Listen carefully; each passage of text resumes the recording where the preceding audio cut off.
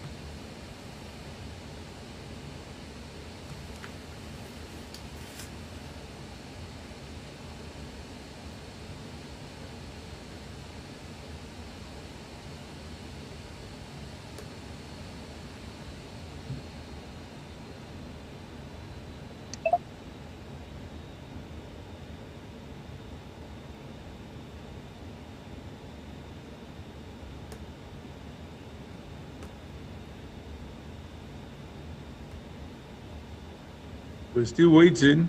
2 o'clock on the dot. We should soon start. We are live now. Very good. So hello, Chairman.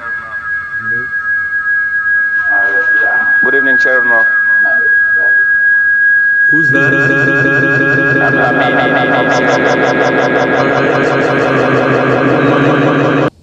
Staying on mute for now. We were about to start, and you can get a chance to talk later. Thanks for joining us. CC.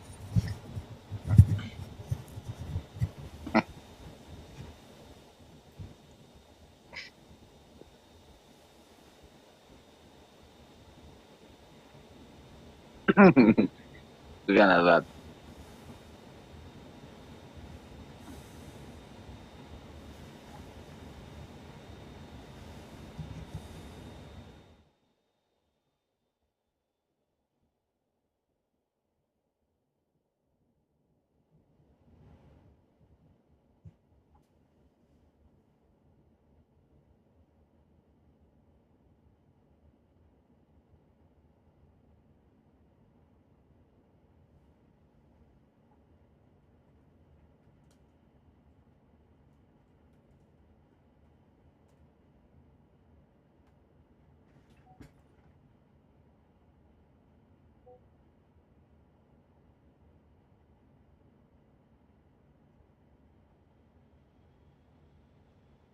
So we are posting the links, and if you can forward it to your WhatsApp groups and Facebook pages, that will be helpful.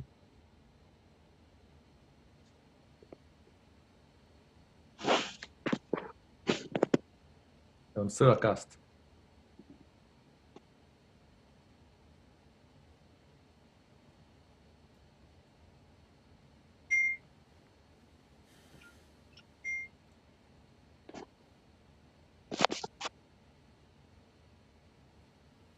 And if Hamjad can post it in the chat box so people can copy it from there, it will be good too.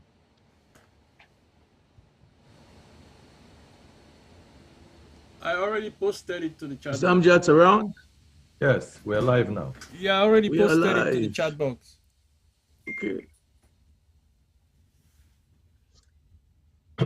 So if we can start with people summing up, or if you can give an introduction and then people summing up. I am ready.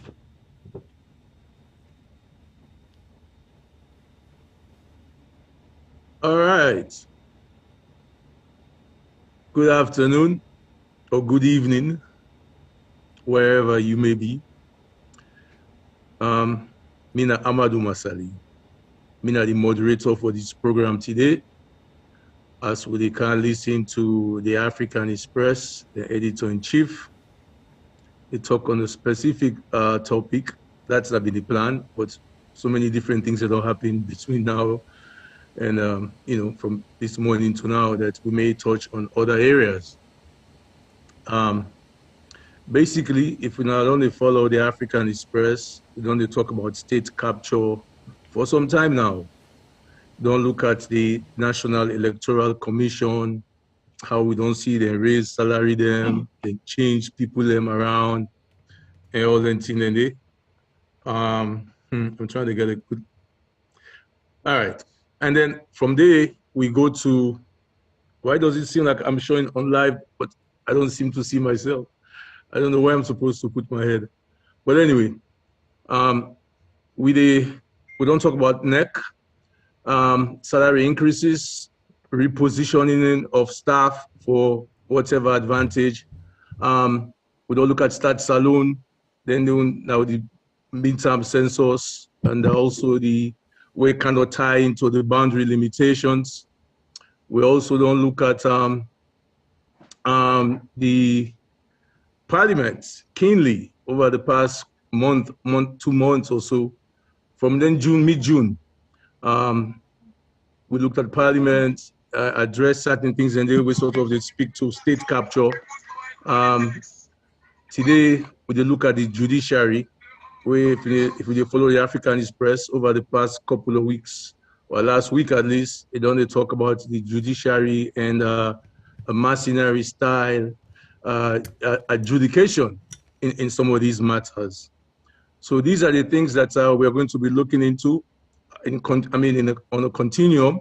Today, the day for talk about the judiciary. So with that said, I make a turn over to Cherno Alpha Mba, Chief Editor-in-Chief of the African Express. We will sort of just guide we in waiting on this over the past couple of years now, actually. Yeah, me just want to first find out how people experience the development of Saloon today. If they get volunteers for offer them perspective about what the protest and violence, the violence that has erupted in Sierra Leone this morning, and of course the bloodshed, and not only that, the fact that apart from the violence, we see also that curfew has been announced in Sierra Leone. So how people understand this, and how Napil say this tied to the preparation for the elections. And then we will talk about, we plan to talk about today the continue the discussion on state capture. And the discussion on state capture today for me talking about the judiciary. That place where it's open. If people go able mute their phone, they will be. Can you mute everybody apart from the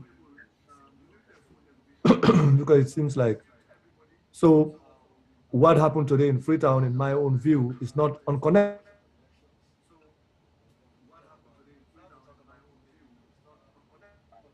We have been raising for the last couple of months now, or even years.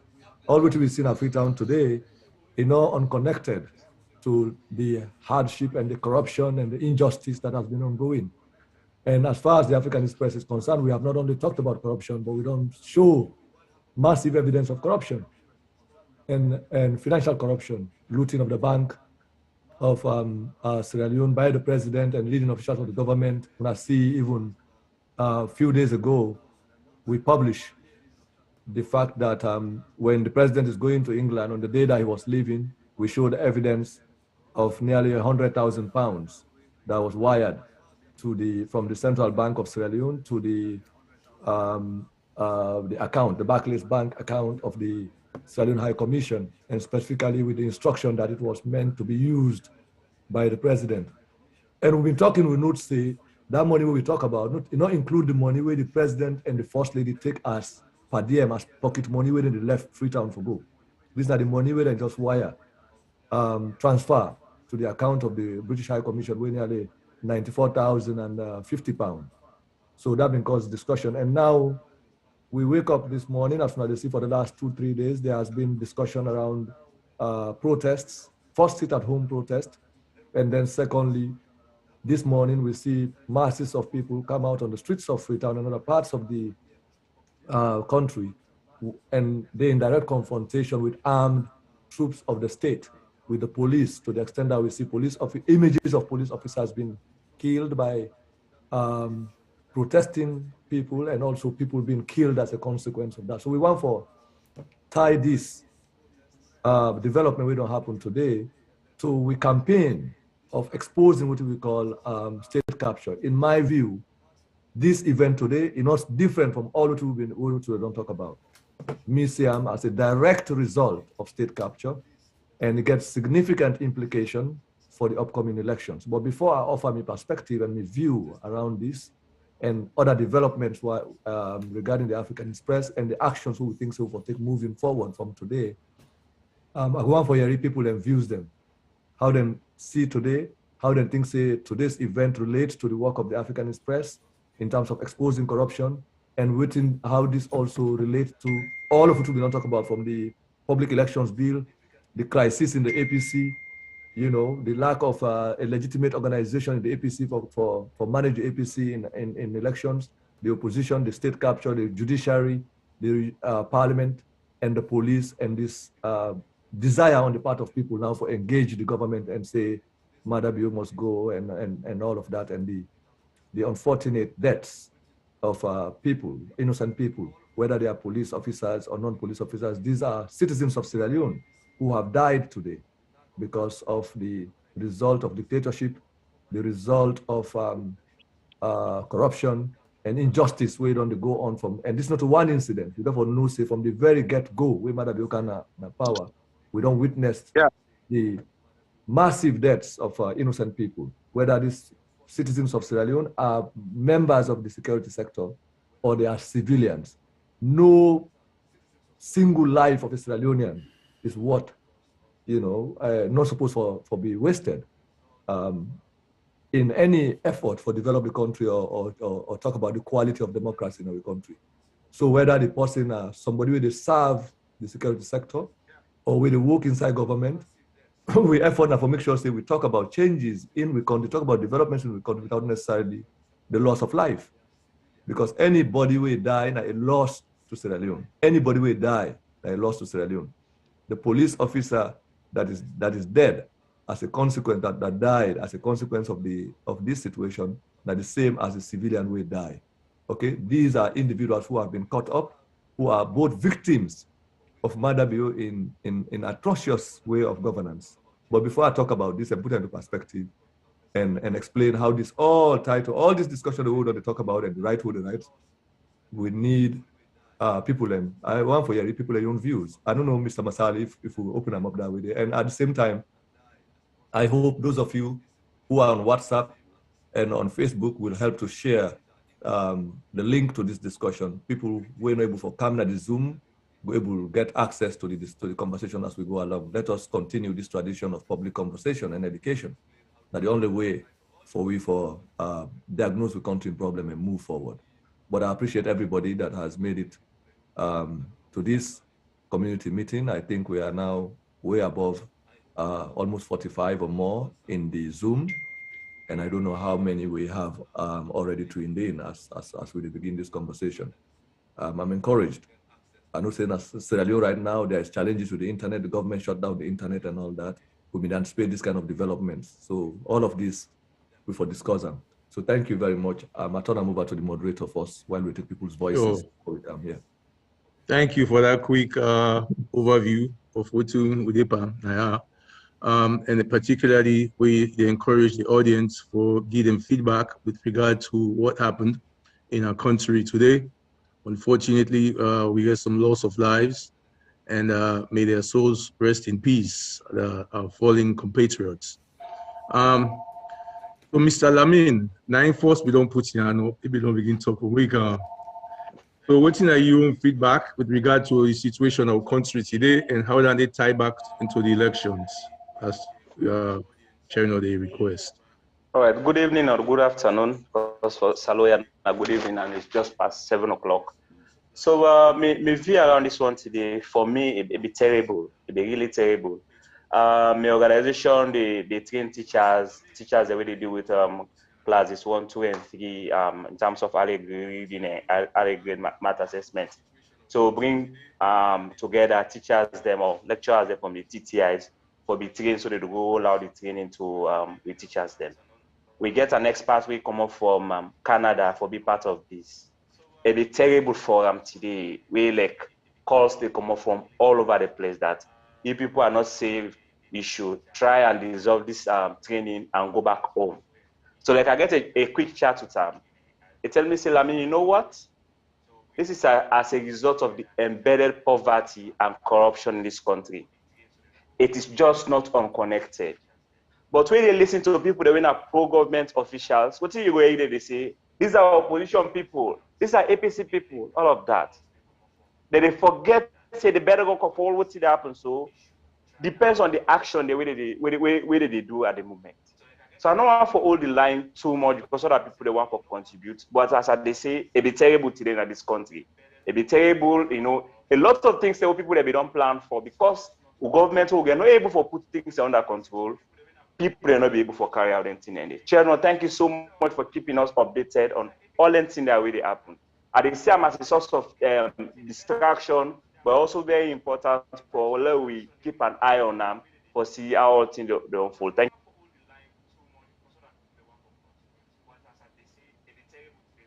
Thank you, Lamin. We appreciate your feedback. And yeah, you're right. I mean, what's in the happiness also now unprecedented in recent times with regard to all what happened today. Past 3 days, for that matter. And then, as you say, some of the governments, the feedback where they come out from government people in that same blame game, and they don't seem to want to accept responsibility for some of these mishaps. But anyway, moving along, I will turn it over to Mr. Mustafa Kone. We also get your hand up. You can unmute yourself now, sir, and carry on. Mr. Mustafa Kone. All right. I just skip over our voice because you don't seem to be around. Yes, are they on? Oh, all right. So carry on, sir. Yeah. From a peaceful protest, now something for the democracy. That not way they make a democracy strong. But the problem when we get now we protest they can turn to riots. That is the problem I get. And I see what's going on today. In fact, I begin to see some people like placard, they say, Madam must go. Well, yes, we all know that. But this is not a constitutional elected government. Next year, election they come. When the election come, we vote them out. It cannot just go like that. We get a constitution, we get a mandate. Now so democracy that they work. But I see so many things today will really horrify me. People in the sandstone, tear gas. Waiting on me they talk. If possible for protest peacefully.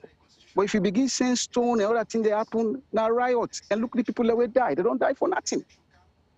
They don't die for nothing. We as a country, let we try to draw the line between protest and riot. So we want for protest, let's protest peacefully. Let we all placards them, we go out there and send a message. And let we control the situation, whereby other people take advantage of the situation because we know so many people in there around and that way they can elect situation like this for good thief and do other thing them. The unfortunate today, very, very unfortunate situation. I don't know what I for say. All right, thank you very much for your contributions. Yeah, you're right. I'm still curious one, and also will learn later. Waiting for the riot because if people in the camp for come march, protest peacefully, something for don't happen for things go haywire. But anyway, we read the updates them as the hours in the unfold. Mr. Aruna, now you're the next in line. I don't ask you for unmute yourself, and now we hear from you. Thank you so much, and yes, thank you. The Africanist press is true. In fact, added to the financial looting, where the Africanist press tend to point out over and again.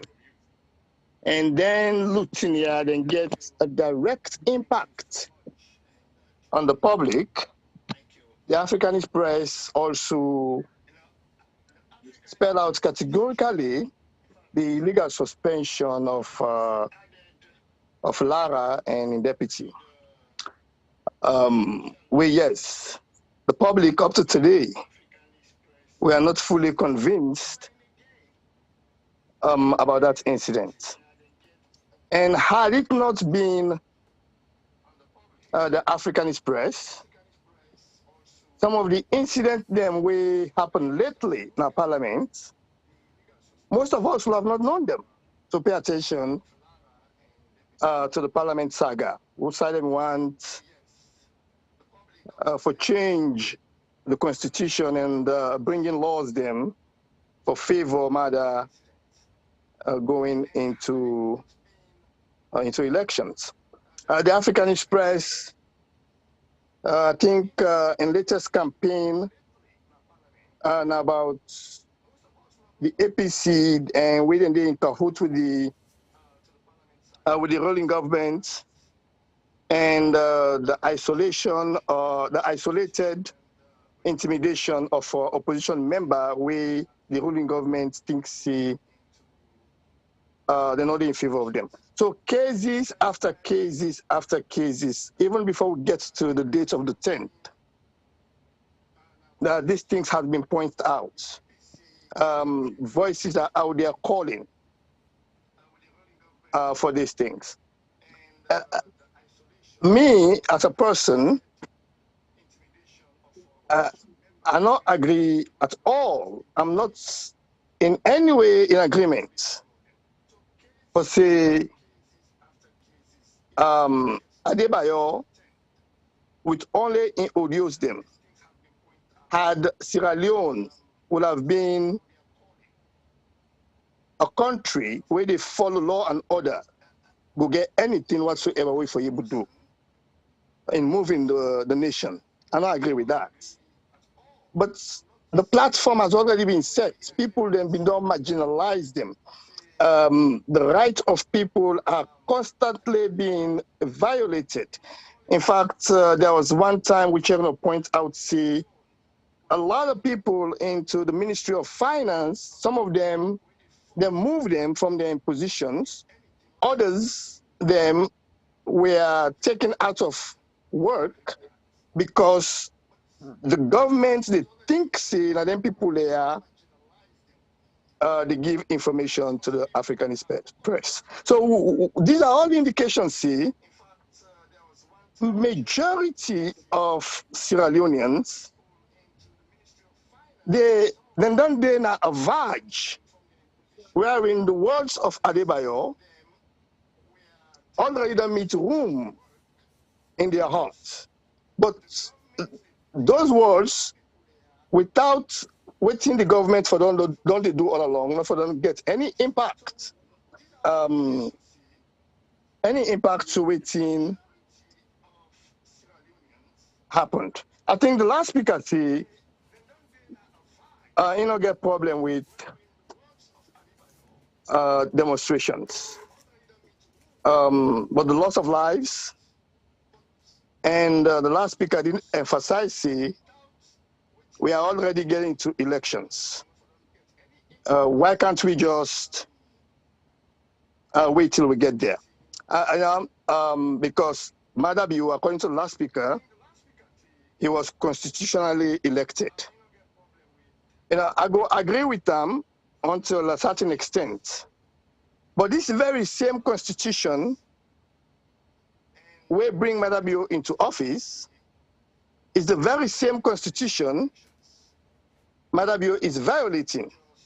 So to say that by removing Madabiu out of office is a violation of the constitution, we first get for CNC, it has already been violated before this time. If we forget to look at the already violation we don't take place, and want to make the public be restrained for not violating the constitution, in so doing, we are violating the rights of the public. That's one. The second point is the mandate for Madabiu being a president was given to him by the public. And that same mandate can be taken by the same public that gave it to him. So even if you look at them on both ends, an officer I go agree say Madabiu peaceful demonstration of popular power.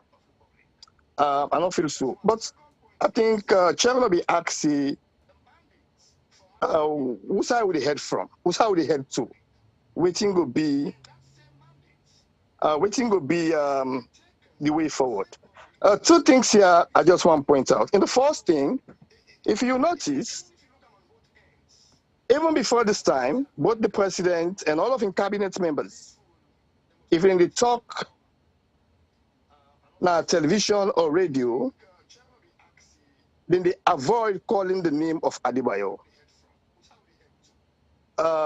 Instead, they say, then sit down abroad, then they abroad, instead of calling his name. In other words, the government or the people in authority, they're not ready yet for accept, say, this man gets an impact to the public of Sierra Leone.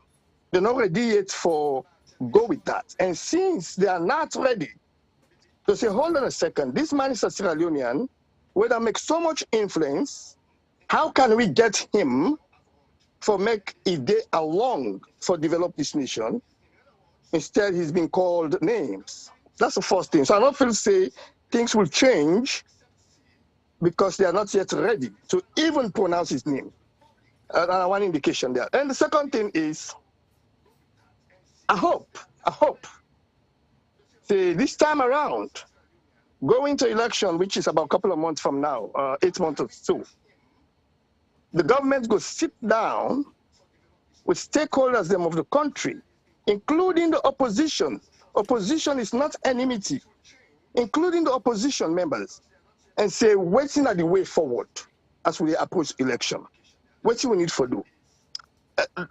The last 3 days incidents, these are huge stuff. They are not just spontaneous. They are well planned and orchestrated. We know that.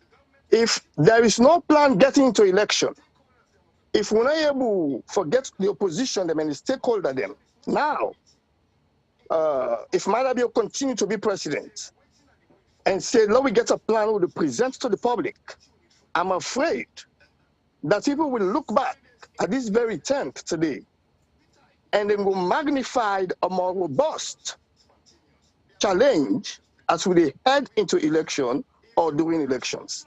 So I will stop here for now and listen. All right, thank you. Yeah, it seems like we say, you know, man, we actually follow the Africanist press based on some of the things the way you say, and they make so much sense. For example, you say, you know, the protest, if you go pull somebody. First of all, I don't think the protest should be about removing President Bio, but it is fair enough for Sierra Leoneans to express their disgruntlement or whatever you may want to call it in terms of a protest.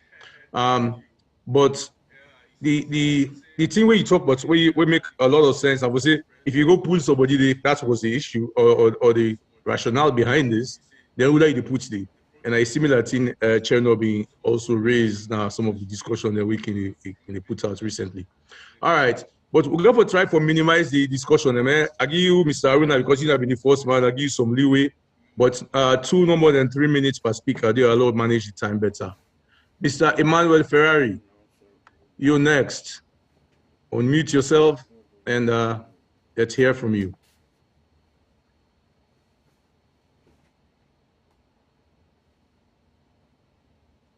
Emmanuel, are you around? Otherwise, we're going to Mr. Ibrahim, who's next in line after you. Mr. Ibrahim, grab the mic, sir. Hello. Let's go. Hello. Hello. Oh, Emmanuel Yes. don't come on, so I will let for Emmanuel first. Yeah, I just want to give few minutes. All I right, just Emmanuel, go ahead. About waiting spark this whole riotous conduct in the demonstration. The police then really provoked situation. It was a peaceful protest, and people were joining in numbers. I think the police them want carve down in their numbers in there, you know, and then start for the fire tear gas canisters, and you know the demonstrators then respond. They reach a point in time where they start to use live bullets.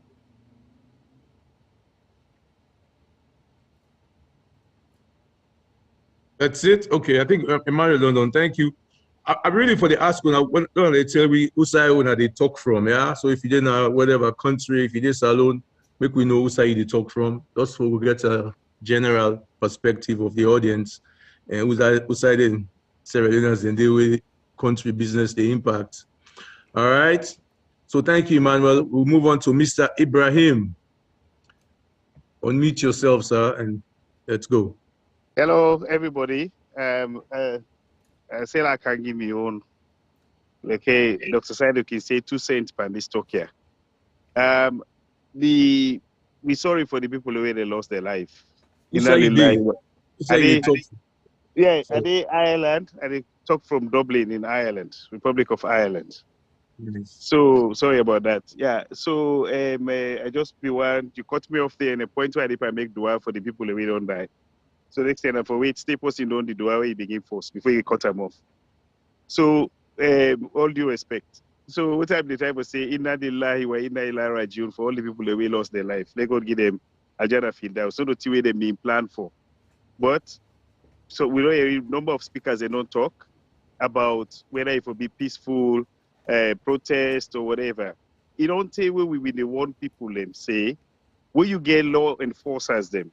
They need to use the law, then bastardize the law. You get a judiciary where they do selective justice, where nothing need to work. If you use the law as an instrument of violence, that violence will come back to bite you. We see with policemen then, even recently, before this demonstration last week, the new IG or new policeman they where they come. Now stick them in and give them.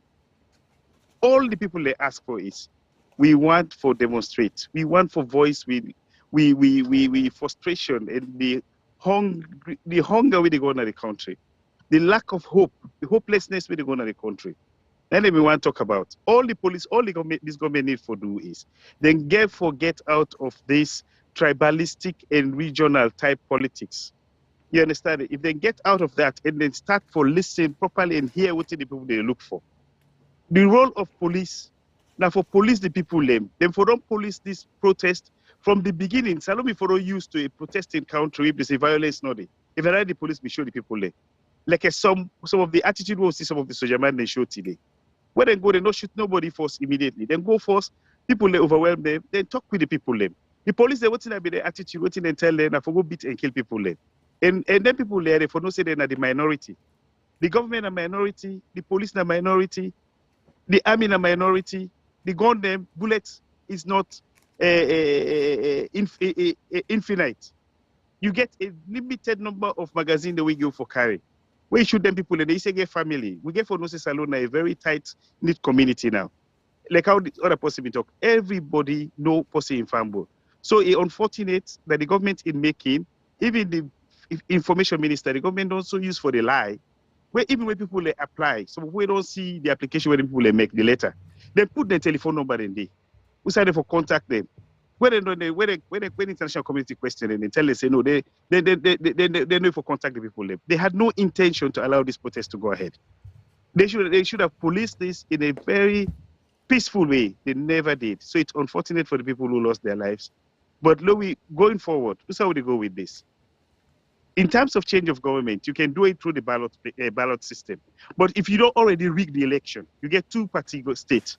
Where they say they not care about the people, they just care about the deals.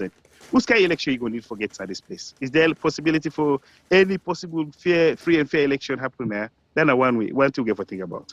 How you get government out, either through the ballot, if the ballot system no work, through peaceful demonstration. Now the West to say we day, peaceful demonstration, they pull government.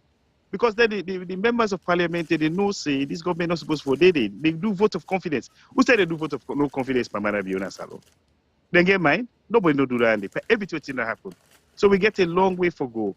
They don't see them due to the inept attitude of all the politicians. Are they by a single person don't decide for the key directives from out of Sierra Leone, people in the OBM. That you don't go blame them. So we get people there. We all get good degree. We get this. We get that. But most of the time, we always think about real selfish interests. We don't talk about the people there. The Bobo don't try to. You don't get within the people they think. They listen to them. Yes, things could have been done differently, but the government said they get all the PhDs there. The last point I want to make now about this curfew where they announced today, is that the right way to approach this? Or would it have been a change of tone to say, okay, one, talk the truth. We not get a chance for give the permit on time, but people are free for demonstrate. But if they do so, we go give them policing. That you don't solve the problem, number one. People, they get confidence in the police. When they can necessarily go give police water because they protect them. Two, the curfew, how you go do curfew? Sierra Leone is not under a state of emergency. You understand? Eh? You will only do that on a nationwide if you're on a state of emergency. The last state of emergency we will get now this COVID, they will not remove her. On what basis June Lejalo go decide for do a state of emergency curfew today? Now the same lawlessness why they talk about people in lawlessness, but the government said number one lawlessness. Those things need to change going forward. So the supporters of SLPP, they need to stop this thing, blaming APC. Now they round up APC people then for saying that they organize this year. Is that going to solve the problem? It's not going to solve the problem. I will stop here for now. Oh, thank you very much, Mr. Ibrahim. I like what you say. I even give you more time for you to talk more, since you say I cut you off earlier. But I remember saying I one moderator there, and for the listening to me small. All right, moving along, Mr. Sheikh Sise, are you the next in line for talk? Unmute yourself and let we hear from you, sir. We'll get one more person after that, and then we'll go turn over to Cherno, because time flies. Mr. Sise, Sheikh Sise.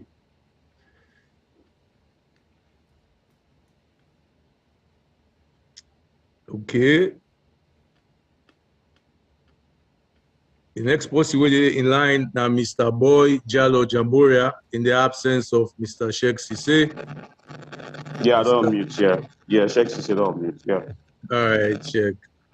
Yeah, good day. Good day to everyone. Engineer Sheikh Jibril Sise at the top from Putloko City. Yeah. Relatively, I would like for, first of all, say Putloko was very peaceful in the early morning hours, up to around 1 p.m., where the biomic audio video cause Putloko people then come on and do for protest. Right. And what's missing at this country, there is always a saying, if you fail to reflect from the past, you cannot correct the present. The police brutality will happen at this country, the killing in Tombo, Makeni, Losar, Tonkol Dimba, and the silence of the president without even making a statement saying, we saw for this incident where happened, we investigate the police, they wouldn't do it wrong. The president in silenceness, now inbreed this violence. So the people then go into anger. All of this killing will be only happen in various parts of the country. Now it result to this. And again, to add to this, the police they act professionally. We all know that. But again, I get a police fair when I inspector where we can discuss. The reason why I made the police they act professionally. The oath way police they take na PTS before they graduate. Then get a section in their oath where they say, we are here to protect the government of the day, not to protect the people of this country. That oath must be revisited. The police, their oath not correct. So all of this are in a nutshell, for just round up. Now, things that will happen in the past, and then provoke this incident. And the president they address on they talk on the internet on a timely basis as the incident they unfold. They encourage people them, they give them hope, rather than the way they give them hope now Adebayo. Because make you talk to people and say, why don't they listen to Adebayo and then they listen to the government? So we don't get a situation where people listen to Adebayo more than even the president and the Minister of Information. So automatically in a chaos for we. If the government, people they listen to the government. But Adebayo they listen to. What's kind of thing now and then? You see? And Adebayo not even good for picking them for listen to, because if you papa they listen, then kind of thing and then I was speaking and they what Adebayo the land you picking. Now for course for saying a normal thing. For use obscene languages then saying a normal thing. So we now police don't die, civilian they don't die, and the country will become more chaotic because look what's happening along the 3 guns them than disarm police.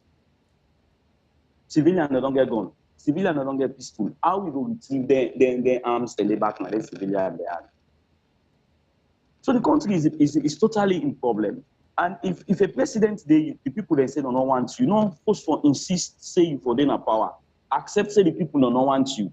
You have been one time 3 months president. You come again just within 4 years or less than 4 years. And no, within 4 years. Before the 4 years, a lot of issues that they come up, you know they address, you know they talk to the people there. Maybe the only time we go see the president talk now when he come and say, money don't kind of salon for so team, for so development, now you can see the president they talk. But when things that happen, we're not right, people that they die, you know they come and make public apology to the people there. So I think I could stop here and I think I don't exhaust all what I think I need for say, sir. Thank you. Thank you. You made some brilliant points yourself, and you know people then sing for the one for belief. Say if the president come and say something to the masses, at least then they will help alleviate some issues. Me personally, I don't know what he would say or could say. You know, at this time for almost only about less than a year to elections. You know, right now people look and say talk is cheap. Money for don't produce by now. All right, Mr. Boy Jalo Jamboria, now you did next in line. Please don't keep until 2-3 minutes. Otherwise, you will hear it from me. I'm a bro. Thank you, sir. Yes, sir. This is a time for revisiting and re-examination of a lot of things. It's not a time for blame casting. What is happening in Sierra Leone now is telling us, and especially us, the intellectuals, that we have to begin to re-examine our ethical and moral obligations to the Republic of Sierra Leone. This is not something developed by Adebayo or any group of people. It's a decadence and deterioration that has gone for decades since independence. I'll tell you one thing. If we don't have a revisit now and accept our responsibilities, nobody can control the situation. It's going to deteriorate into a revolution. It's a class war between the intellectuals and the non-educated. If we want Sierra Leone to move forward, we have to put aside emotions. Governance is not an emotion game. It's a game of empathy and correct use of discretion. The election of Mada Bio as president of Sierra Leone started the processes for us to re-examine ourselves. Intellectually, we have a president that is not capable of running the country. We have a president who took office for the purpose of revenge for something that he was not offended for by the people of Sierra Leone. It's time we wake up and begin to examine things as they should. First and foremost, the people never needed police clearance because Chapter 3 of the Constitution of Sierra Leone is clear that there is freedom of assembly and association. The law that asked for police clearance was made in 1965. The Constitution we use now came into effect on the 1st of October 1991. And by default, it has legally amended and rescinded that Public Order Act. Secondly, Sierra Leone has signed and ratified a lot of human rights, conventions, and treaties that are not being observed right now. As it is, the government of Sierra Leone has committed a crime against the people of Sierra Leone. And they need to be told that. They have to take responsibility. I'll end it there, sir. Thank you very much. Well, we don't see now one more posting, but one more posting don't come back. And then also, we put in Ireland, the hands still lay up too. So, Cherino, we could give them a couple of minutes. MJC is next, and then Ibrahim wants to say something, and then we'll pass it over to you. But I don't get some very healthy, discussion so far in terms of people them blow mind, so to speak. MJC, carry on, sir. It's a lady actually. Oh, sorry. Did I say it was a guy? I'm sorry. You said carry on, sir. Oh, I did. Sorry. Okay, so first of all, before I start, may I say, may the people them way lost their life today, may God grant them mercy and make God accept them and give them peaceful rest. This conversation that where we they get so right now, honestly, this conversation would not have happened or didn't need to happen if the government, the current ruling government, like they said, they've been done take so many notes from the past government. If they had taken so many notes from the past government, a good note taker should always go back and revisit what they've written down to see what the events were, what the disagreements, the bottlenecks were, and ensure say when they come, the first thing we them for strive for do now for make sure say then clear the pathway, make clear waters for ensure say denting and they not repeat themselves again.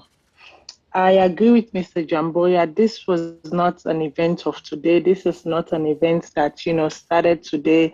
And if we are not careful, this is not an event that will end today. In all of those, what strike me the most today as I go through all of the reviews from social media is that the fact that, first of all, you institute a curfew without calling first a state of emergency. Again, I would always say, who are the advisors of the people in high places? It is either they are lacking in knowledge or they are willfully applying policies that they know are detrimental and, nefarious to the practices of democracy. The second thing is that a vice president will not ever come and address or, or mingle or talk to the people or show empathy to the people on the first occasion you have to sit at the apex. And when I say the apex, the ultimate apex of power, instead of acknowledging what has happened, chat way and say, listen, we are all humans, we make errors. Instead, you bring an autocratic dictating rule. You implement an autocratic dictating rule. Now I see the tweet of the president also towing the same line. Like the moderator says, I don't know that the voices of the people are going to be heard. And I don't know that if even the echelons of power then come up and then try for, articulate what happened today, I don't know that they will articulate it in the best of terms. Again, there is no way in Sierra Leone constitution, I don't peel the constitution upside down, left, center, we say for demonstrate, for it guarantee we demonstrate freedom of association and all of that. And I'll continue to say, Sierra Leone is a signatory.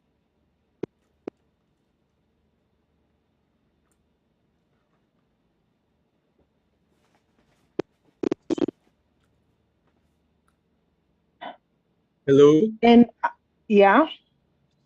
Bit at the point where you say Sierra Leone is signatory to... international human rights treaties and conventions, and one that guarantees the freedom of demonstration and the freedom to protest. All the police needed to have done was to guarantee people their freedom enshrined within the Constitution. When people are disgruntled, when people are battered, when people are dejected and rejected, they rise. And if you have a leader that continues to play deaf ear on the suffering of people, then I am sorry to say, 1991, we would see a repeat of it. We are clearly on the verge of seeing a repeat of it because we have leaders who, are so, intertwined, are so closed in with hegemonic power and hegemonic rule that they do not understand that in this day and in this time, you have to give people the right to breathe. You have to allow them breathe. You cannot constantly sit on their neck.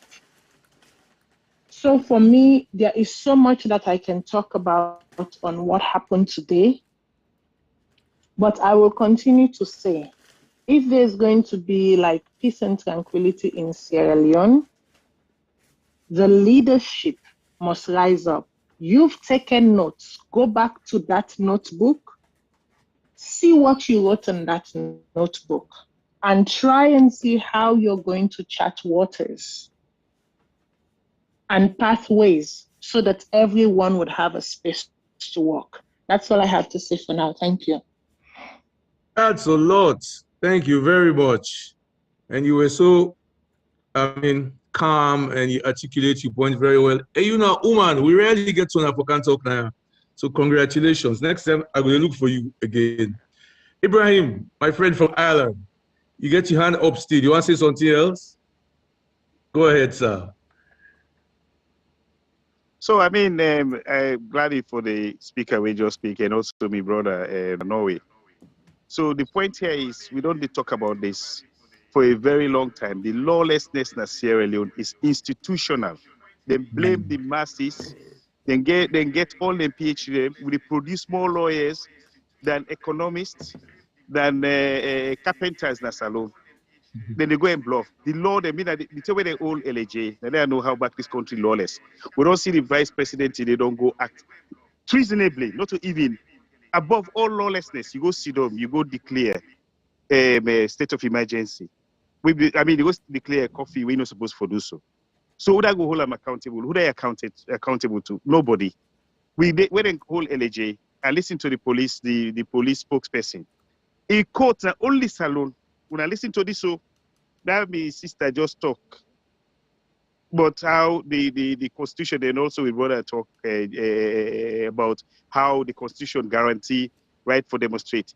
The police and they still quote law that we know exist in Salon. Any law where they don't repeal.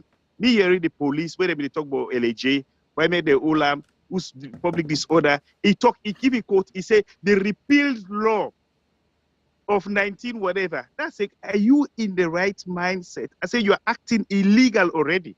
But none of we lawyers, them so-called them, whether they esteem or underrated, none not come out for say, you know what are you talking about? Parliament not take on that issue there.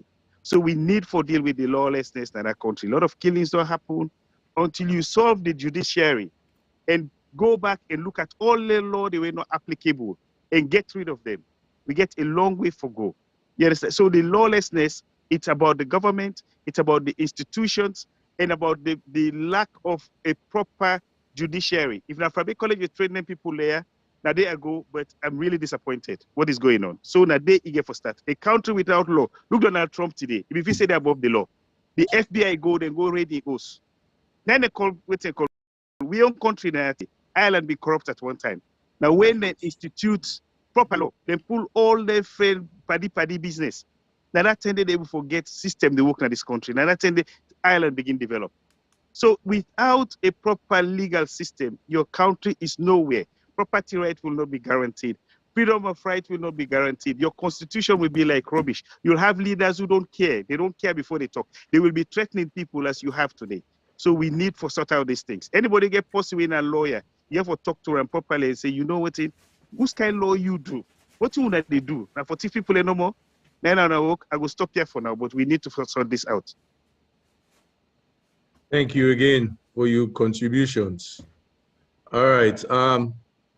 So yeah, I'm not saying that. So I mean, what the VP did was treasonous. What he did today, I saw him, but I could tell he's a rookie where he was sitting without much experience.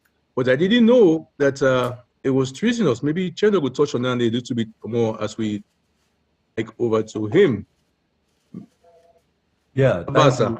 Yeah, thank you very much, and thanks to everyone for contributing to this conversation. And because of the incidents we happened today and the lives of ordinary Sierra Leoneans who have suffered fatalities. As we talk right now, we do not know the total number of ordinary Sierra Leoneans who have died. Whether these Sierra Leoneans, citizens of our country, are working in the security sector, or they are civilians who were protesting, who had come out on the street to express their grievances regarding how they feel about the government. But one thing we need to know that the fact that we want to establish, and this is my own personal view, and which is why I want to preface the conversation with people's views so that everybody go hold the view and see how we all understand what happened, because what has happened today has happened to Sierra Leone, a country that we call ours, and that we have been fighting for all this time. And we all give out ideas in terms of or do work for improve the environment of governance, of economic progress in the country. So for me, first and foremost, before I talk about the right to protest and how I understand the protest, I want to underline upfront that we have lost a number of our citizens today.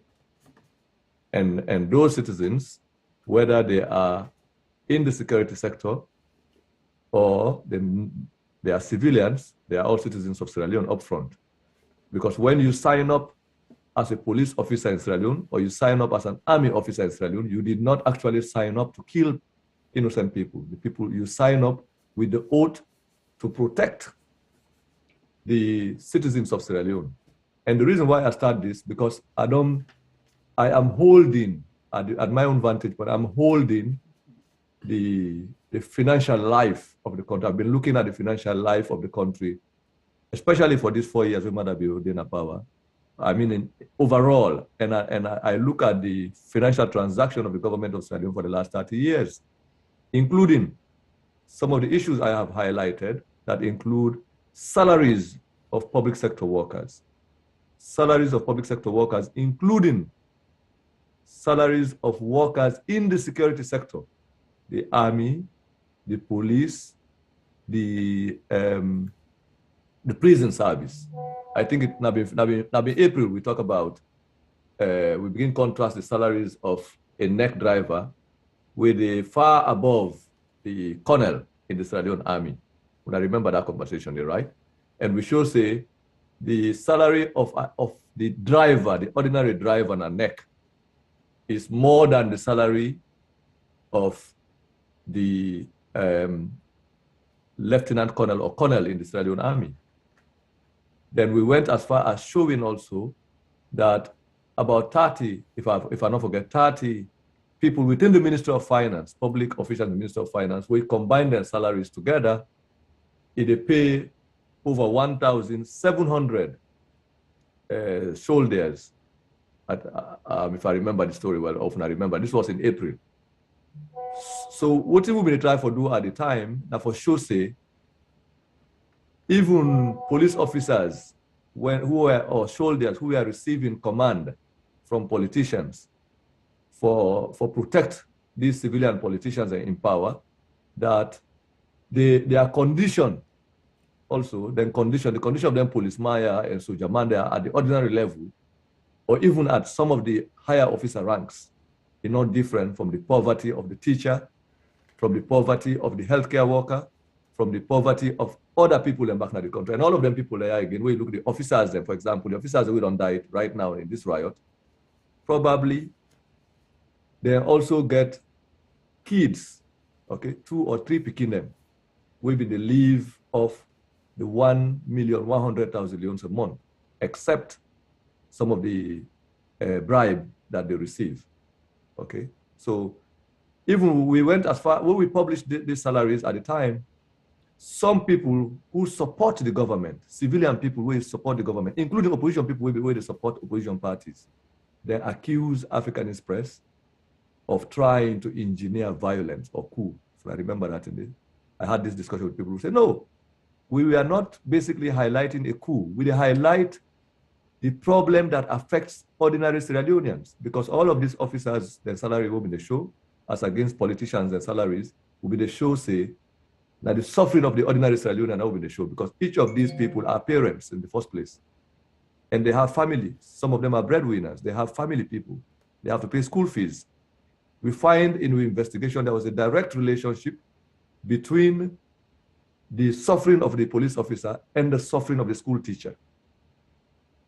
You don't understand? We find again that there was a relationship between these workers, whether they were in the security sector or in the teaching profession, with the politicians in power, the political appointees, including consultants, whose salaries, for example, we show one judge in salary, in rent allowance, almost teacher they've been pay. And there was people that began protest Nabo and anything. The people even blamed tried to blame the Africanist press for supposedly inciting the violence. We say, no, we now ask anybody. I have never, and I will never ask people for making them take on violence as a means to resolve political conflict. I will never do that. That is not to say that I don't think, say, violence can be an option to the solution to social crisis when other options fail for people. That's a different conversation. But why are they beginning this way?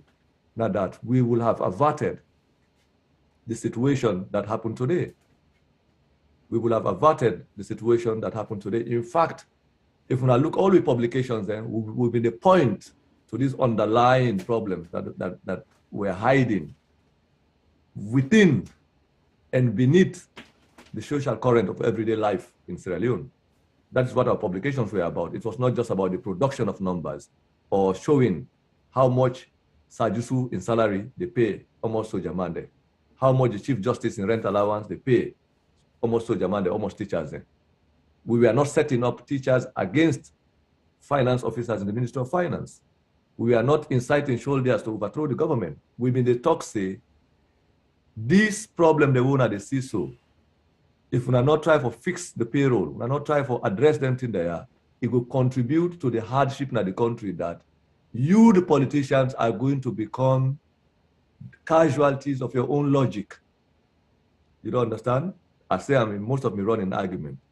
And I have been insulted by SLPP, by APC, and almost virtually every member and supporter of every political party that exists in Sierra Leone right now. You don't understand. So I want to preface that one. So for me, when I look at the situation in Sierra Leone, before I begin to talk about whether people have the right to protest and whether police officers been get the right or they behave professionally, I have to recognize the fact that the condition of the protesters and the condition of the army officers who were on the street, ordinary army officers, and the police officers, will all of them become casualties of the event that happened today, you know, that these people and our citizens will not for being suffer within and suffer. So basically, now the same, what we saw between the population and the security sector today, now the same thing, they happen without ammunition, without fight, between APC and SLPP supporters, between SLPP supporters and, for example, a citizen like me, where they point out how much Mother Biodon Tiff Kerguna England, ENWF, how much the opposition at parliament, they in collaboration with Mother Bio for rig the election, you don't understand, and give Mother Bio second because they have a material interest in that. So the clash we they see between opposition and ruling party supporters, and now the same we see today in plain view at the street. The only difference now, yeah, one sector of the population, they defend the government for trying to put down civilians, where they talk say they need more, better conditions, they need good governance, they need security, they need peace.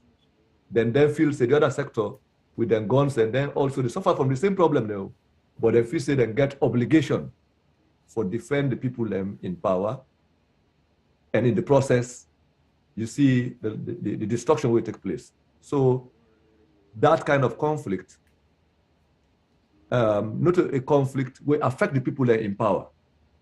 Okay, the people who are responsible for the problems we would experience.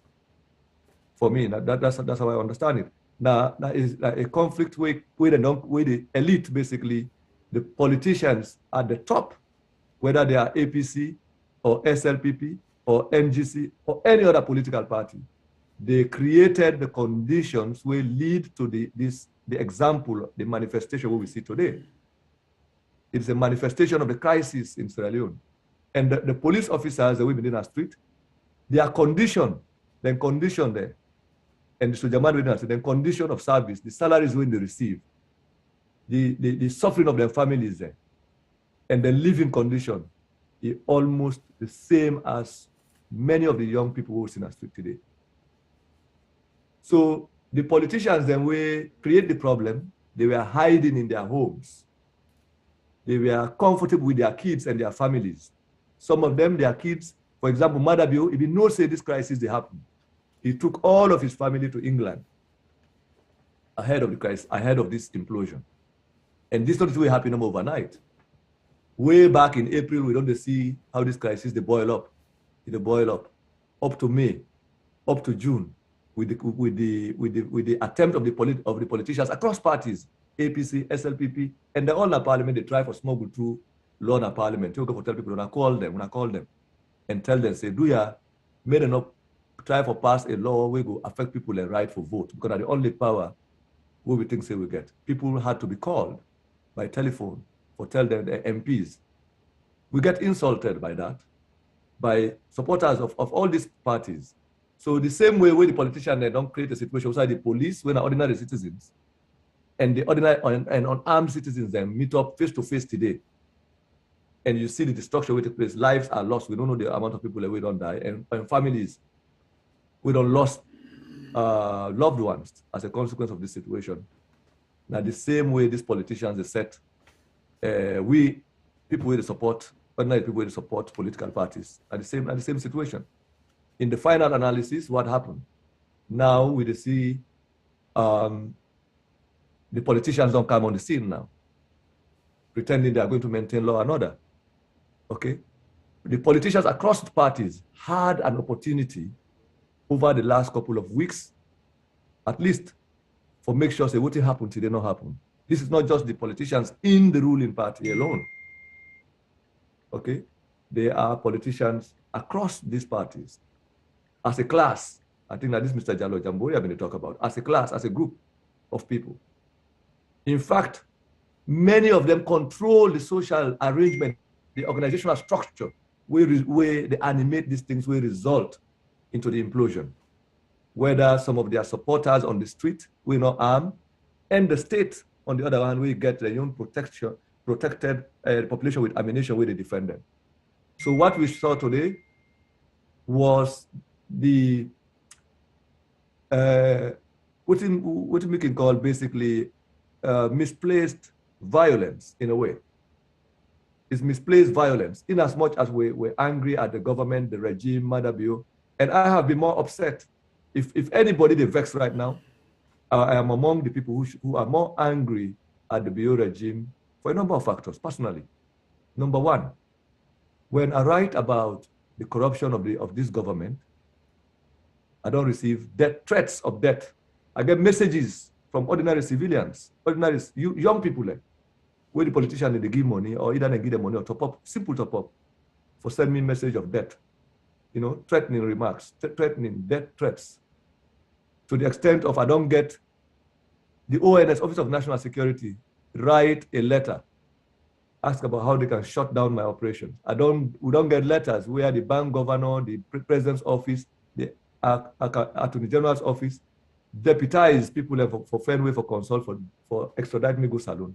Now I've come to learn, even in those meetings, there are opposition politicians in parliament who were part of those deliberations for having me extradited to Sierra Leone. So if I've not been in a country where they protect me, I will be in jail, just like Kamaremba is in jail. So why had they start this premise this way? Now, for arrive at what Mr. Jallo Jamboria has said in terms of the betrayal of the elites to the interest, their betrayal of the interest of ordinary citizens. And not only that, their use of ordinary citizens against each other in a situation where people come out on the street expressing genuine grievances and genuine demands for better life. Only now for make we see this kind of loss of innocent lives at the streets of Freetown. So if we just begin by looking at, because we still support opposition parties and political parties, and we're not able to look at the political class as a whole and try to understand the collective responsibility, not just for this event, but the creation of the conditions of poverty, of unemployment, of hardship. You don't understand. We don't continue. Perhaps something different now today, these 4 years. We get the technology and the ability for provide in real time to ourselves what happens behind closed doors when politicians meet. For example, when Mother Bio they travel for go, you can get doctors there. People in the medical sector were protesting for salaries. Professors are not being received their July pay. But we see evidence of Mother Bio wiring money to the Minister of Finance, wiring money to England for your own comfort. And this not include money we put in pocket and in wife. What we showed was just money sent to the embassy in London on behalf of taking care of the president, down to the per diem. The per diem, in fact, in one transaction alone, the president takes $70,000 for instance, cash as pocket money, plus $35,000. I mean, 70,000 pounds plus $35,000. In WEF also take 20,000 pounds and $35,000. Then at the voting and taken at their hand. Apart from that money, we will report 94,000 pounds at the Kelgo. So we check both of them, 70,000 pounds as out of pocket. I get the transaction. I will show her now before we go. So we're talking about something above 200,000 pounds plus more than $60,000 just for their own use at a time in a country when doctors do not have pay, all of them people are not get pay. And when we publish this, the Ministry of Finance defend. So I see people that even they insult we from the ruling party, they insult we about it. And not only that, even some opposition supporters unhappy. Some of them were even saying that Africanist press don't lose with sources of information, so that make now they attack MPs or the opposition for their supposed collaboration with the ruling party in trying to fix the election in favor of Mother Bio. So I say that here simply because I think honestly that what happened today was not a surprise. And again, the accompanying development, what did not happen, the declaration of a curfew or the move towards the pronouncement of a state of emergency, now part of what we be expecting will happen. For me, way before this demonstration take place, I don't talk repeatedly say there is already an active collaboration. There's an elite alliance. What we are struggling with in Sierra Leone today has been an active collaboration between interest groups against the ordinary citizens. And these interest groups are talking and say, Mother Bio cannot rig the elections of 2023. There is no way he's going to win the next elections. You don't know that. With all this evidence of corruption, the hardship, and the obvious failure of the government, the lack of unity. But I also said that the only way you get a second term is through the rigging of the elections. And I also point out, say, he cannot rig the elections without the support of the opposition. The opposition therefore help him to rig the elections. So the question is, if we not be witness this mass uprising what we see so today, organized uprising what we see so today, will lead to the death of unknown people so far. Why is it happening almost 2 weeks before the commencement of the registration of voters? Okay, why has this demonstration come almost 2 weeks after when we defeat Parliament and prevent Parliament from passing secretly a dangerous election law, we for them prevent supporters of these parties across, including opposition supporters, from voting, easily voting the next election. So looking at the relationship between our exposure of Parliament and the collaboration between opposition MPs in Parliament with the government, especially when it comes to making laws that will exclude voters from participating in the next elections. So this violence will not happen. Why this violence happened 2 weeks after when we exposed the MP then? Okay? And why it also don't happen almost 2 weeks before the start of the electoral calendar? The dialectic, the relationship between this. And again, what does this mean in terms of the elections that are coming up? Okay, this is not to say that people do not have a right to protest. I believe that people have a right to protest. I believe that the constitutional right of citizens must be respected by any government. People should have the right to free speech, the right to assemble, the right to association, and any other fundamental right as enshrined in the Constitution of Sierra Leone. And that the responsibility of every government to protect citizens, the responsibility of a government to provide security and safety for citizens and their lives. We all agree on that one day. And we also agree, say, the reason why we don't get these people from, including all of us, they find avenues for talk. For example, for the last 4 years, virtually no radio station they interview me in a salon. One, very few. And now they don't left. Even, in fact, for the last 2 months, since April, there is even some of the social media channels that we've been interviewing me, they stopped because some of them support the APC. There is even an active effort on the part of opposition, some of the opposition supporters, because their leaders are telling them, we are not distribute Africanist press publications again, because some of them are now becoming affected by the things that we publish. So why are they saying this? Because when you contract the public space, when you prevent citizens, there's an active effort on the part of the government and agents for muzzle free speech, and also interest groups, trade unions, or academics, or journalists now, lawyers, or everybody remains silent on the issues of the day because they are in agreement with what is happening. Opens up the way for what we call organic spokespeople of the, natural spokespeople. So when academics, the professional class, abdicate their responsibility from speaking, serving as spokespeople for society, then definitely you are opening up the space for other people and for emerge. And when they emerge, they also will have their own language and the currency of communication. And now in Sierra Leone, we have always wondered how did Mada Bio was able to silence everyone in the country, including the media. Some people have been saying fear because the government is terroristic, Mada Bio violent and all of that. Now we've come to realize it's not just the violence of the Bio regime, but the fact that the greater sector of the political class, the major sector of the political class, and this case we even been not talking about the last couple of weeks, how the MPs and they collaborate with the government for rig the election. But it goes across now, the Sierra Leone Bar Association, the professional groups in the country, trade unions, they've all collaborated in this national silence on the atrocities that have happened, whether these atrocities are economic, they are cultural, they are political, or social. They always tell people that I never see a situation, even in the wartime, and people older than me here will have more examples than I have. But even in the wartime, we've been getting military government, AFRC, and the way the war they go on. In the press, for example, we never get a situation where journalists, everybody get collective silence. I've wondered why. Now, by the way, are all. Although I see the financial transactions, but I said this is not enough.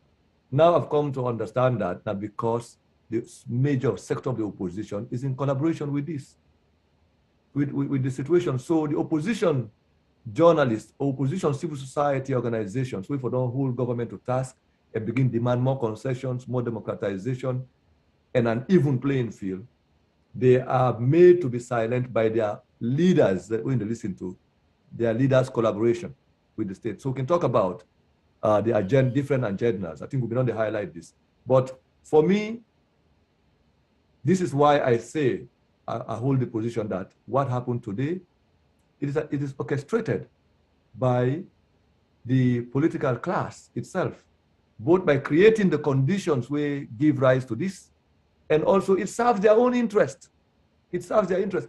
For several weeks now, although we don't expose Mada Bio for a long time, but we not be even see, for me, in investigating the corruption of this government, I've been already focused on the ruling party, for the most part, when I watch. Why? Because between 2007 and 2018, all of the work we do on the Ernest Koroma government, dealing with the same issues, maybe not at a different scale, including writing 2 books, traveling the world, and talking about the corruption and all of that. I felt by 2018, the people of Sierra Leone passed a verdict against Ernest Koroma and group. So beginning 2018 to now, what I'm concerned about is holding Mada Bio to account, because he is in power as a consequence of having been opposed to the things that we were opposing, including sharing and reposting some of the stuff that Africanist Press has been publishing.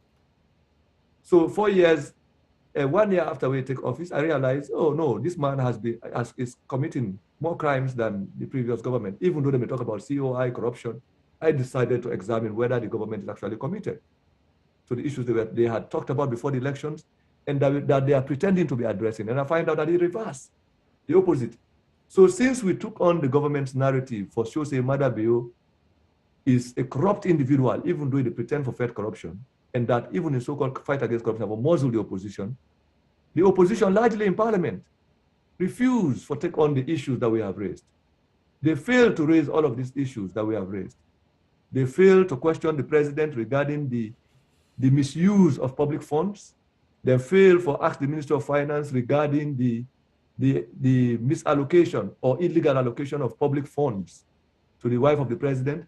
They failed to question the president regarding tax evasion by a company owned by the president for timber, and all of the other issues that we've reported and highlighted. They failed to hold the government to task regarding the harmonization of salaries. Even now, they get a bill in parliament where they pass into law, what they call the Wages and Compensation Commission. We create the Wages and Compensation Commission, we don't harmonize salaries of the public sector. But what in parliament do? Now for bring in a law where they increase the salaries and benefit of MPs. And at the time when they do this, at the time when they show demand their salary, and all these public sector workers where they suffer. The MPs were there when Lara Taylor-Pierce was sacked, because not a suspension again, a sack. They don't talk about her. So Parliament basically failed to take action on all of the issues that for whole Mada Bio responsible. What did Parliament say? Members of the opposition claimed they were being bulldozed. They say Mada Bio, they terrorized them, they give them a chance. But they have the majority. If they don't boycott Parliament since then talk say no, they go to Parliament again. In fact, they would have crippled the government and made it impossible for Mada Bio to function. Even when we show evidence of receipts, say Mada Bio go na radio, he talk say, he go na Japan. He meets say Ernest Koroma left debt day. He said they not agree for me to enter. He said I pay the debt. Pastor said pay the debt first. We came out, members of the previous government, including the MPs where they represent them party, where they work under Ernest Koroma. None of them not been get mind for can come on and do talk say, or they refuse. They refused to come out, and they know it was a lie. The journalists, when they interview this man, they say, wait a minute, Mr. President, how can you travel? Before they go, say, we don't wire you money, we don't pay, make all the travel before they left. How is that possible? The journalists provided not only a platform, not only the radio station there, they organized a whole parade on radio and national television, a salon, for making the president respond to Africanist Press publications for talk say, what we are publishing is normal government operation. And not only that, the business class, they organized a town hall where all these journalists and these civil society activists went there to sit there, and the president, they talk about how the country is not united. He doesn't care about the unity of the country. The country has been divided long ago, and that the corruption what they talk about is normal in the president and the state for take care of him, to the extent that the president lied in front of the whole world that he go to Japan and agree might enter into a nobody in the media, in civil society, in the professional class took him on. Now we get to provide evidence, said, wait a minute, now lie, you don't lie you. apart from the fact say this trip was funded by the Japanese government, and you were not the only president that went there, but you took over $200,000 to Japan, $1 no return at the central bank, and your bills were all taken care of. More than that, we also show 30 years of history of relationship with Japan, showing that we will not ever get problem with the Japanese government for say we will take money for go repair. So these accumulated grievances and failure cannot just be blamed by Madabio alone, even though he is at the moment the main protagonist that we see on the stage.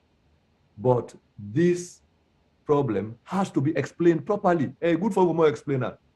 Because, and if we begin to talk say number one, all of we on the show play different roles in highlighting these problems, mostly outside of the diaspora and mostly on social media, because there has been a constant effort by the political class collectively, both in the opposition, APC and other parties, in parliament and outside of parliament, to make sure so they prevent the opportunity for talking. If SLBC, for example, interview SLBC public broadcaster funded by public funds.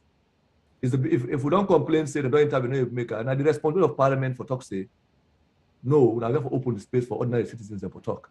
Because not get it's a public broadcaster. Okay?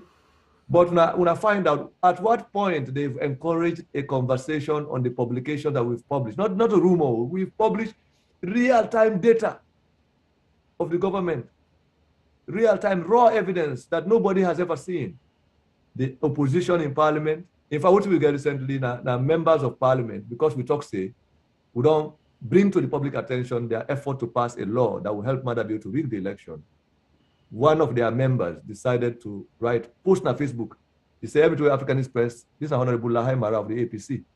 He said, every way the Africanist press don't write about Biona, lie with a lie. So, and then APC supporters, we are supporting some, them, you know, when I know the discussion where they happened recently, up to the point. So basically, we expose, with the parliamentary struggle, we not only expose Madabio for 2-3 years now of corruption, we also show say the reason why the issues that are not become an issue in the country now because the opposition not take them up in parliament. They had the constitutional mandate and responsibility for investigate. They not investigate. So few of the opposition supporters in parliament, they were on radio and national television where all this drama they happened, including the so-called the last IG and all of this. This drama has been ongoing from April. Okay? Now, they never called for the setting up of an inquiry, parliamentary inquiry into the violence, police brutality and violence we'll talk about. There's an argument whether they've been beaten at parliament for census and all of this. But I am putting this premise for say, it's not just the betrayal of the political class, but their active collaboration in creating what happened today. And if we have to hold Madabio responsible, we also have to hold the opposition squarely responsible for what has happened today. It is not, the opposition leaders don't see this thing that happen. Some of their members went on national television saying the people then get right for protest without police permit. That is correct. To the extent that I had to post on Facebook and say, if you believe the people have a right to protest without police permit, what if they stop the members of parliament and members of the bar association who are members of the APC, for example, where would have not been called for peaceful demonstrations for all of the economic hardship and crisis will be happen. Now, if the members of parliament will lead the demonstration, there's now before 50 MPs or more than 50 MPs in the opposition, and the bar association members who are lawyers, who are most supporters of these political parties, and lead. It happens in other countries. You see members of parliament, lawyers, journalists, trade unionists, labor congress, then all the can't up in front of the crowd and say, would they protest for against economic hardship? Would they protest against corruption? Would they protest against this? Not just leave your ordinary people say, no, now people's demonstration. So politicians don't put out enough for hijacker. The politicians, for heaven's sake, are part of the population. The members of parliament are part of the population. The people that were not killed today, some of them are their constituents, some of them vote for them, some of them support these politicians, whether they're in the opposition or in the ruling party. But many of these people who die in the street today, including some of the police officers, then, if you check them, they will be supporters of one or the other of these political parties.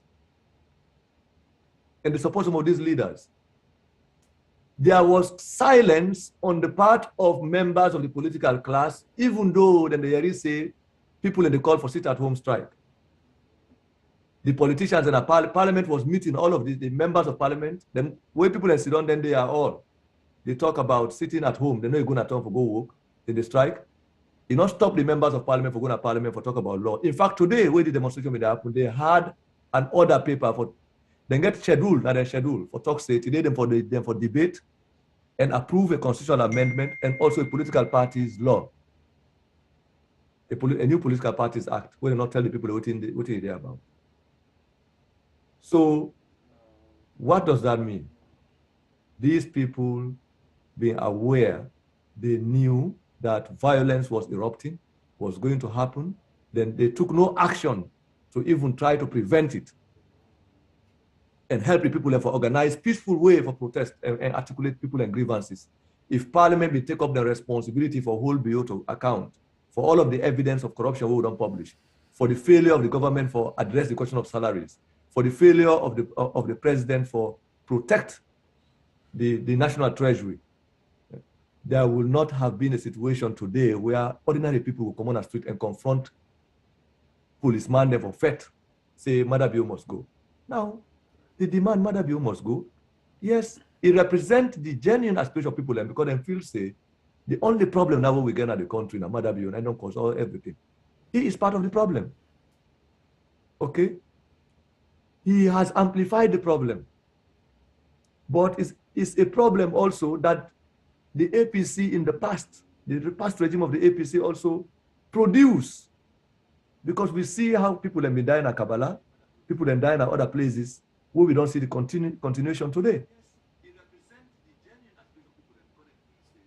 Okay, we'll talk about the scale and the response for be different.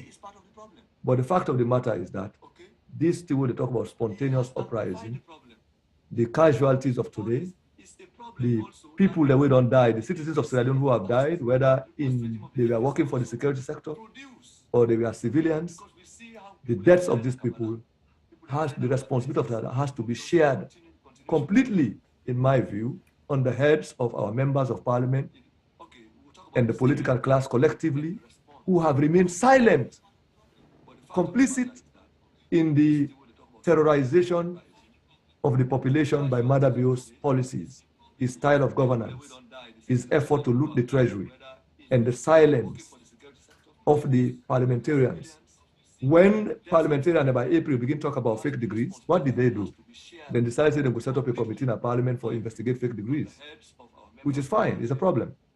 If people are working in the public service without qualifications, they have to be examined. They have to be investigated. But parliamentarians decided to ignore completely the ongoing loot, the ongoing use of travel by Madabio for the empty treasury, including the reckless leadership that we have in the central bank, where people can just turn up. We produce this evidence where people from State House, we are going like competition for go inside the central bank or gather money, cash. Imagine the cash withdrawals we published, taken out on behalf of the president by Musa Jajwa and Mohamed Bayo or Sidiki Jabi, and all of this money they with Fatima Bio, then they take the AA enterprises, and all of this situation. And we have the opposition leadership in parliament doing nothing about it. We have members of parliament saying nothing about it, pretending that it's not even happening, that the evidence is not in front of them. To the extent that now we see, say, then they try to collaborate for pass law. And the law where we point out, so where we harass parliamentarians, they made a no passer. That law, if it had been passer, if we make many of these people who came out on the street today for say Madabio for vote, they're not able for vote. They're not able for vote. Even so, Madabio knows that if free and fair elections are conducted today, all of these people who came out on the street today are qualified to vote. And there will be people who will vote him out completely with anger and vengeance. You know that. And you don't know, say, many of the police officers who are suffering from lower salaries and wages in bad conditions. If they give them the opportunity to vote, they will vote against her. They will vote against her. Because they have seen how Sajusu and 30 people in the Ministry of Finance, their salary no more, they pay over 1,700 officers. They are not pleased with that. Nobody will go vote for that kind of group of people to continue. This is why we have been talking about state capture of the administration for the last 5 months now, or most of these 2 months. Why? Because we talk, say, Parliament, the president in attack on Parliament, and the use of the judiciary for remove APC members in the Parliament was an effort to capture parliamentary majority. The APC complained about that and said they're able to function at Parliament because Parliament has been captured by the government. They use police to go bulldoze them and scatter them at Parliament. In any part of the world, the parliamentarians will not return to Parliament since the day where police enter, until an inquiry and investigation for don't happen. People punished for that before ever then begin. So that would have been even the end of the government without ordinary people coming out on the street. But no, the parliamentarians, they return to Parliament, they remove 10 of the members from Parliament. The court appoint ordinary SLPP members for replace them at Parliament. The parliamentarians, they still continue, the opposition still continue. Later on, the opposition people then go to Parliament, then go to court, talk, say, court, do ya help for remove them with all part away with the way they run this party. We don't tire with them. So we don't take this party now we hand. Although now we be saying for they as leaders for and we be saying as command for the chairman for life. We the young man, we don't want this, we don't want them power again. We say want to take over the party now. Then the judge, they know they not qualify for practice law. It scattered the party from the ward executive to the constituency executive to the district executive to the regional executive to the national executive. He scattered them all. He scattered the diaspora executive all. What did he do? He create for them a small committee of 21 people. This small committee of 21 people, he basically hand over the party, the majority of the group of that party to the parliamentary leader, the opposition leader of Parliament. The opposition leader just say, me, I get local. I be left to run a Parliament more to follow my business. They come on be still no more shake it take power again. That's why I say don't know more.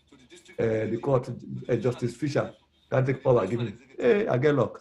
So he appoint 8 members of Parliament, and then choose 4 other people. And one of the possibilities is a lawyer, and a lawyer when I in brother, somebody we don't work with for a childhood friend that's not a brother that's working in his own law firm, be part of the committee. Then both self, they begin with 21 man. So basically, the same court will remove the APC MP in a Parliament. We don't talk about this. Take the party again and hand over to the same parliamentarian, and then they say that God don't give them gift luck. They get luck for get power. The same way Momo, Sheka take power, give Momo, and the same way the parliamentary leadership accept the illegal decision of the court. So now, that's not the bargain, the state capture. So basically, if you translate the decision, what you're looking at, the parliament and their leadership decided to sell 10 of their members, 10 seats to Madabiu.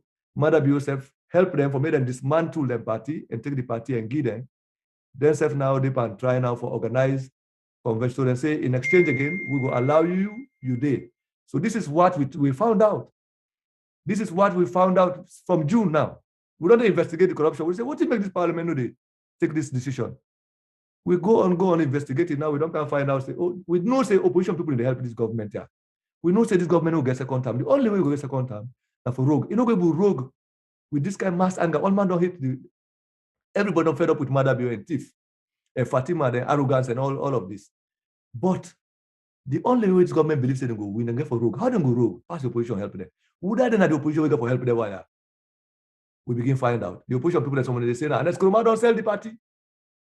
The only for more can find out now say the people the way they accuse saying that the gerontocrats and they don't sell the party, they are complicit in bed in the first place from April, from the time when Justice Fisher, so-called Justice Fisher, passed this verdict. There has never been a conversation on it until then, because from then I don't see this police brutality intensify and this violence begin in a different scale. You know, the woman there, how they brutalize the woman there, the arrest of people, random musicians, and all of this, up to what we have seen today. So you don't understand? So now, this very parliamentarian, the way we don't expose in a parliament, say they want pass law, they're not able We call everybody for look at them. We not be saying people like come on. We say, when I watch them, everybody begin watching. When I send them message, when I send them. So basically, instead of we put the people and say, when I hold a leader, they're accountable. When they hold the accountable, pass the law. What do they do? The same members of parliament decide for create conflict, trigger conflict and empathy. The 21-man committee begin arguing. Two factions. One day 9 man, the other one day 21 man. They begin arguing among each other. This one they say that they're legitimate. This one they hold meeting. This one not get right. They go to PPRC now. They say PPRC say okay now. In fact, that when I follow, I don't want to repeat the argument. But what they try for say, they try for draw the relationship between all of the events. I say it is a failure of the political class collectively and deliberately for address the problems there, for address the problems where they affect the ordinary Sierra Leoneans. These problems of welfare, of good governance, of justice, of accountability at every level. The collective silence of the political elite. So not only because person get PhD, we are all intellectuals. My own business as an intellectual, me and I am a university a day. I don't write me dissertation. By now, I don't complete all my doctoral studies. I don't even put people who work with me closely know say, I'll therefore suspend the completion of my dissertation because I devote all my time for write about Salone and expose Salone. So if na PhD, na the problem, the holder of the PhD na the problem, me not a part of that group of people. I decide, say with me, I will use my education. Of course. So not only the problem of the education are the problem. There's nothing wrong with having good education and higher education. What is wrong is when you decide for use your education for destroy your population. I get picking them. Me wish that maybe picking a land book past me. May them become good intellectuals past me. May they write more books than way powerful past me. Books they don't write. That in fact, that make I write books. So when we picking and grab up, me them say, this is what me, Papa. I have 2 kids. And I want them to grow up as good intellectuals, good citizens, with good morals and good values and good virtues for being able to contribute to the progress and development of society in any part of the world. May they use their education for the upliftment of humanity. Me, for the last 2 years, I must only know, because with the talk at a personal level, I have had to suspend my own personal activities, including my own academic activities, for use all of my time, for make sure say every Sunday night, I produce an article for Sierra Leoneans and the world that speaks to the reality that affects everyday Sierra Leonean.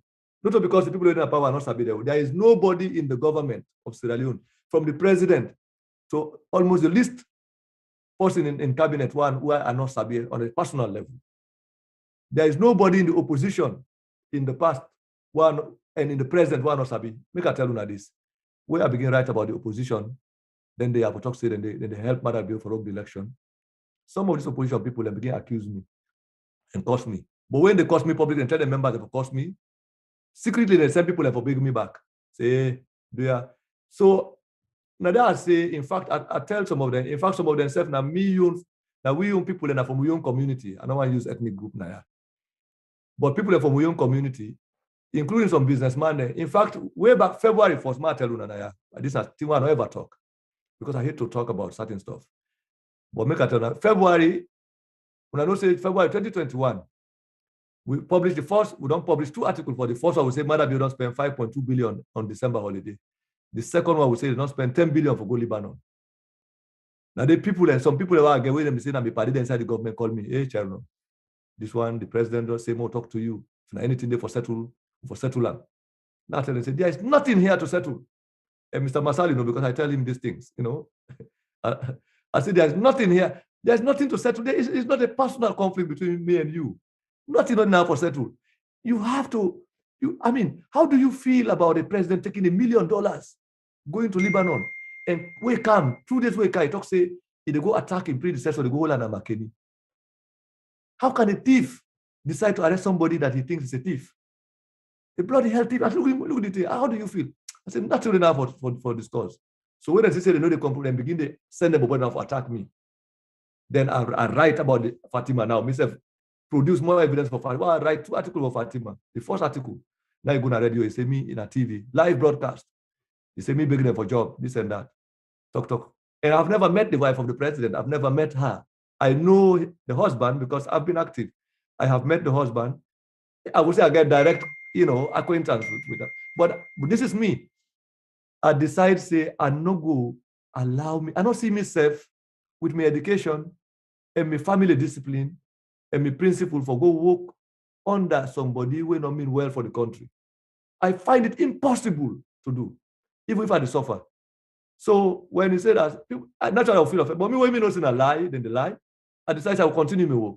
I write the second article back after where he talked that when the show said I in the lie.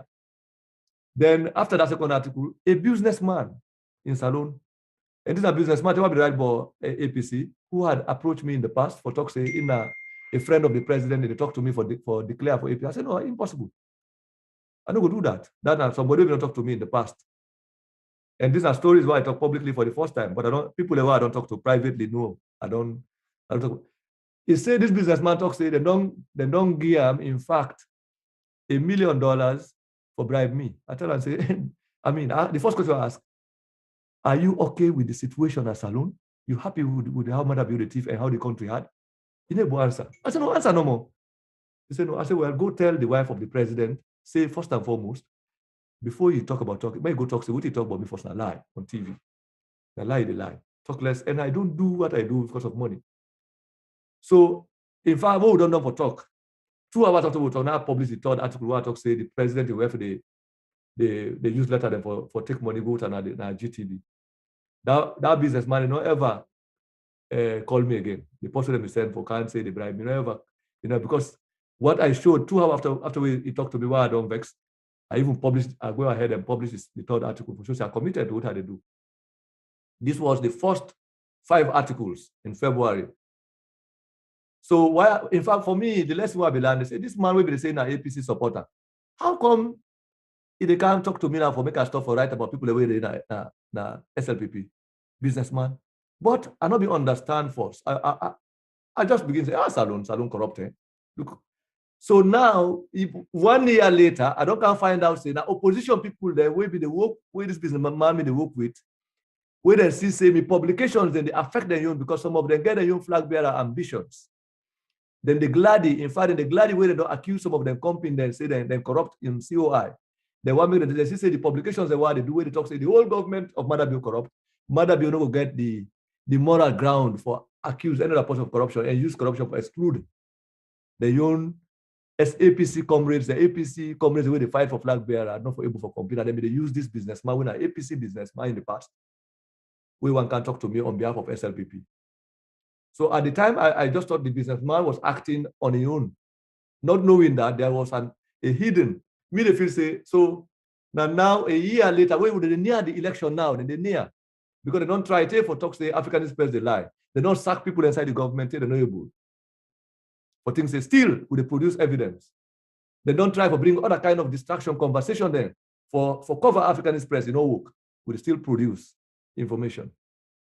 Then we don't go to the point now we don't attack we see the problem directly. So we will see now, so we are the opposition and they work with this government for give a second time. We became much more bloodier than before. Because for me, when I learned, then I begin to see now, oh, no wonder. So now they attack me, try the real devil this, where they behind this, where they try for help this. Because for me, from by April, when Mother Bio come on, the way go to that town hall, where go lie, say don't spend Japan, the government integrity be done. Since then. But we knew there was some agency or organization within Sierra Leone where they give them a lease of life, where they breathe oxygen into them. What we did not know was where that oxygen was coming from. At some point, we know that the opposition, but we don't know who's part of the opposition.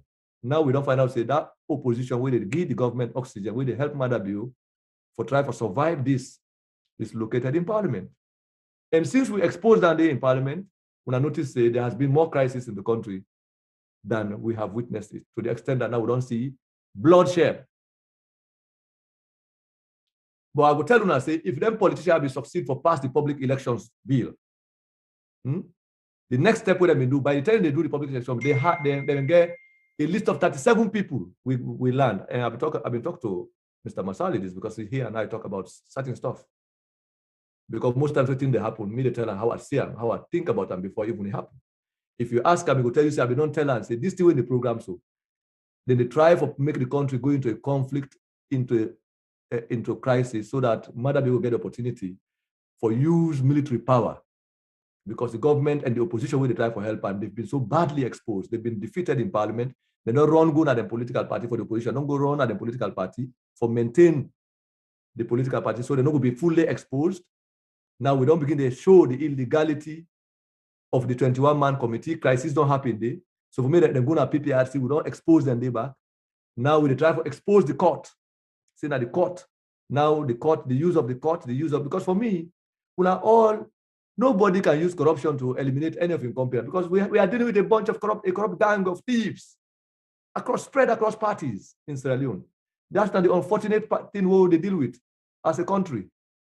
And this has affected us as ordinary citizens, whether we are workers or non-employees of the state. Only a handful of individuals at the top. They do. So now we don't expose the people there. They don't say, okay, elections are coming. We don't bargain with Madabi for making we your own party. Then from there, we say go allow for continue. Now it's becoming impossible because we don't shatter down first the voter exclusion strategy. That don't go aside. Now the second strategy is to use the court to exclude potential people who will serve as a threat to Madabi. And like I said, we got to learn that before the public elections bill, the government, we might have been go France and Kenya. You remember that time they begin debate the election bill. That time LAJ, they said they don't arrest LAJ. You see this violence will happen to the point say that we don't threaten even. Say if you're not left LAJ, people then go do 1 million man march. Then around that same time, then I can show say, oh, Parliament get in front of them a public elections bill that will give Madabi a second term easily. And since we exposed that, you find out, say, the idea of police violence reduced first. It reduced in the country at the time.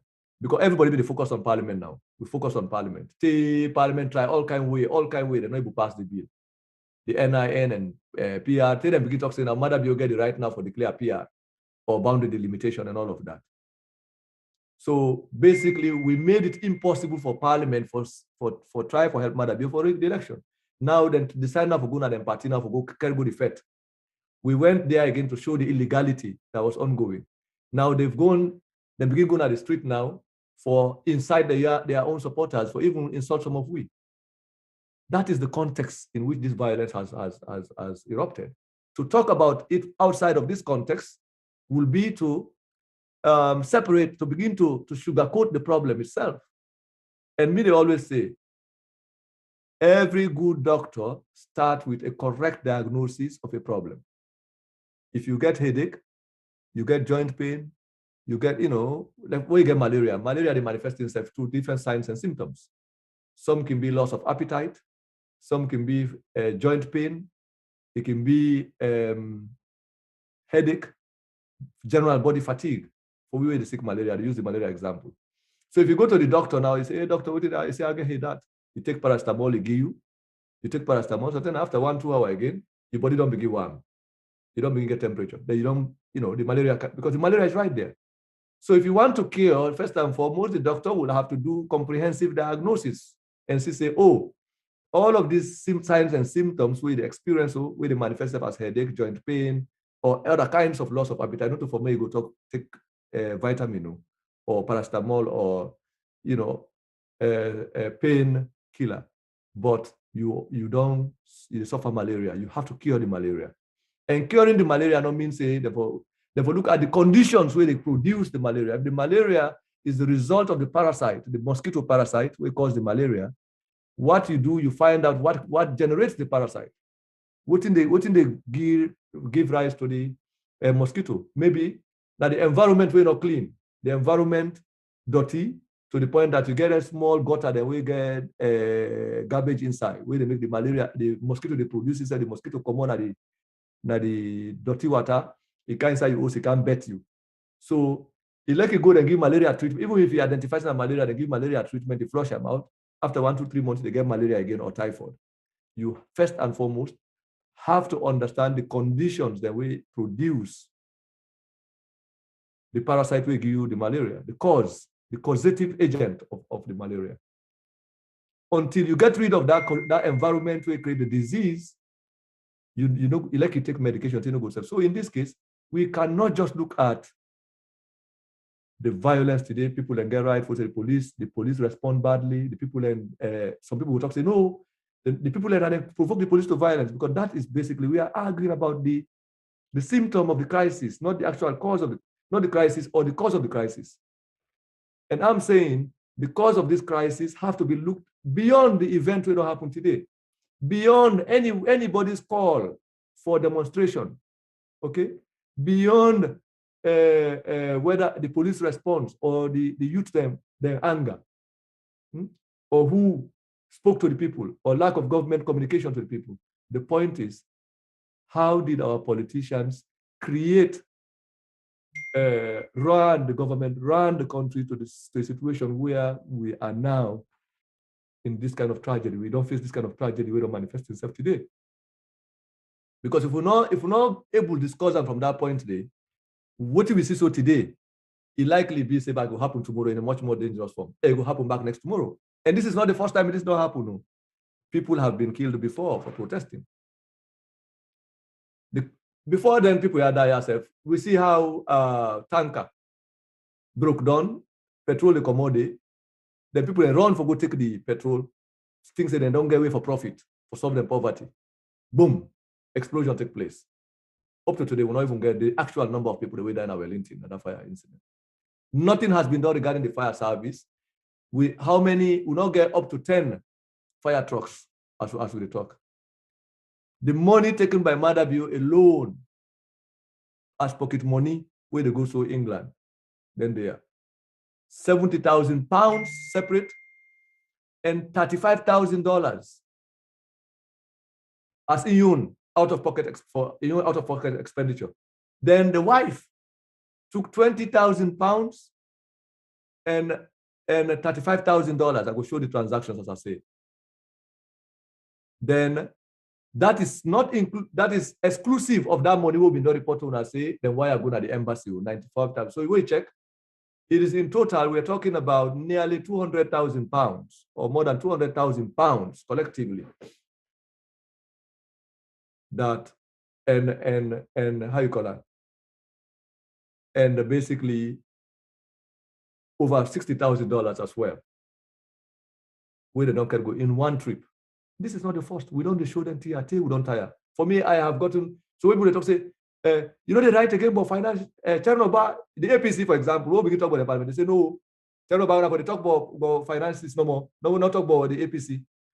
Some of their members, we are debating in their WhatsApp groups, say, no, Chernobyl been correct, we talk about Madabio, where the thief money and can go. But we can't do APC wrong. These are the very APC supporters, the way they talk, say, we correct. In fact, they stop sharing our stuff. So in the last couple of days, the APC members of parliament will be fed over. In fact, the day when they start the sit-at-home strike, the members of the caretaker committee of the APC, the Medina AYV, they argue over would that route pass in company or not. I posted that on my Facebook, including the video.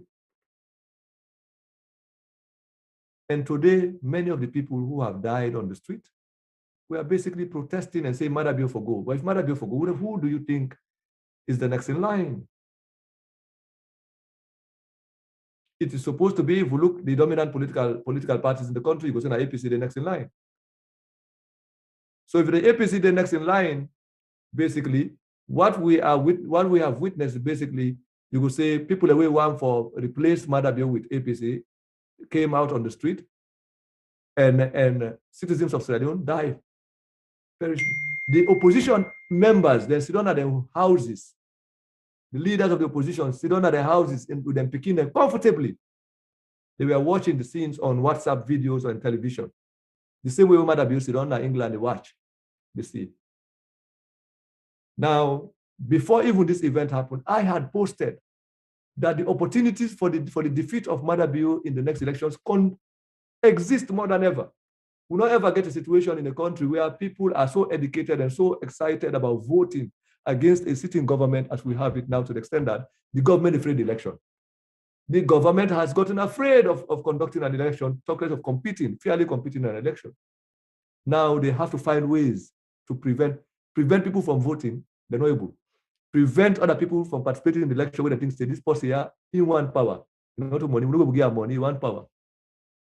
So the struggle for dominance of the APC, struggle for control over the APC among APC leaders, it don't cost the people of Sierra Leone so much to the extent that we are living under a one-party dictatorship without we knowing, and with collective acceptance of the APC itself as an opposition. So the question for me is, how has the failure of the APC, is willingness to disintegrate itself and associate with the government, has prevented it from serving as the vanguard of its own supporters in the defense of its own supporters, and at large, serving as an organization that should help us to hold government accountable. Political parties are part of civil society. Political parties are the political sector of the civil society. Civil society meaning every organization that is not part of the state arrangement is considered organizations within the society, so they are part of civil society. Okay? Political parties are one of the agencies that should represent public opinion on matters of governance in the country.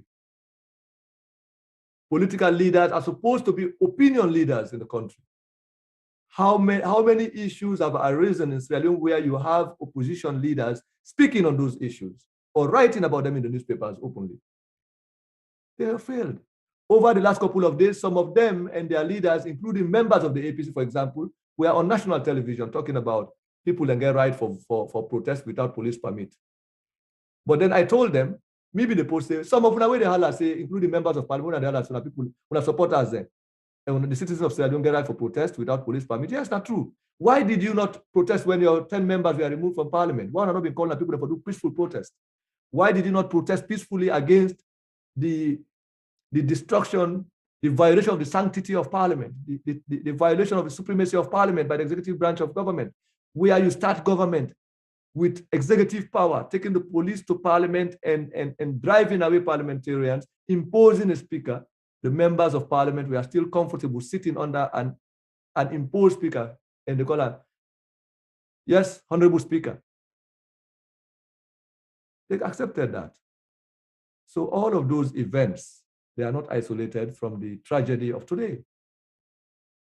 We, as a country, have lost people who decided to do nothing but to be part of the security sector to defend politicians and to defend these thieves in power.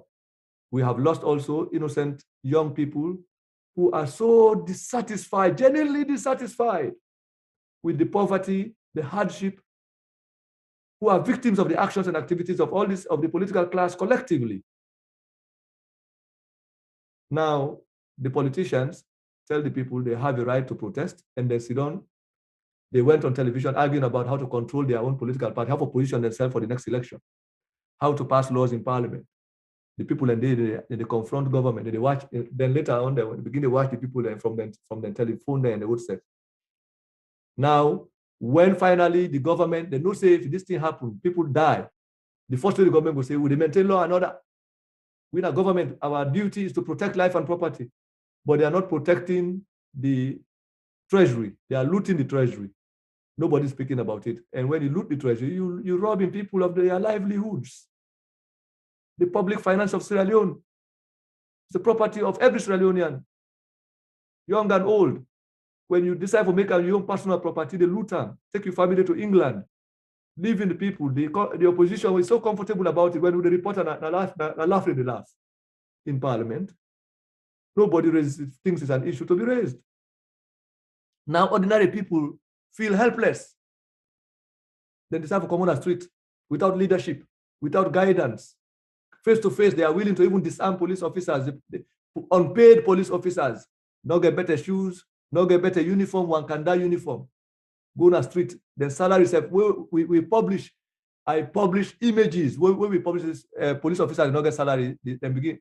The government afraid say with the inside people and they come overthrow the government. We can do then decide for supply expire, not arrest to police officer. We show that nobody in the opposition, nor raise in the parliament say, how can you supply expired rice to police officers, to security officers?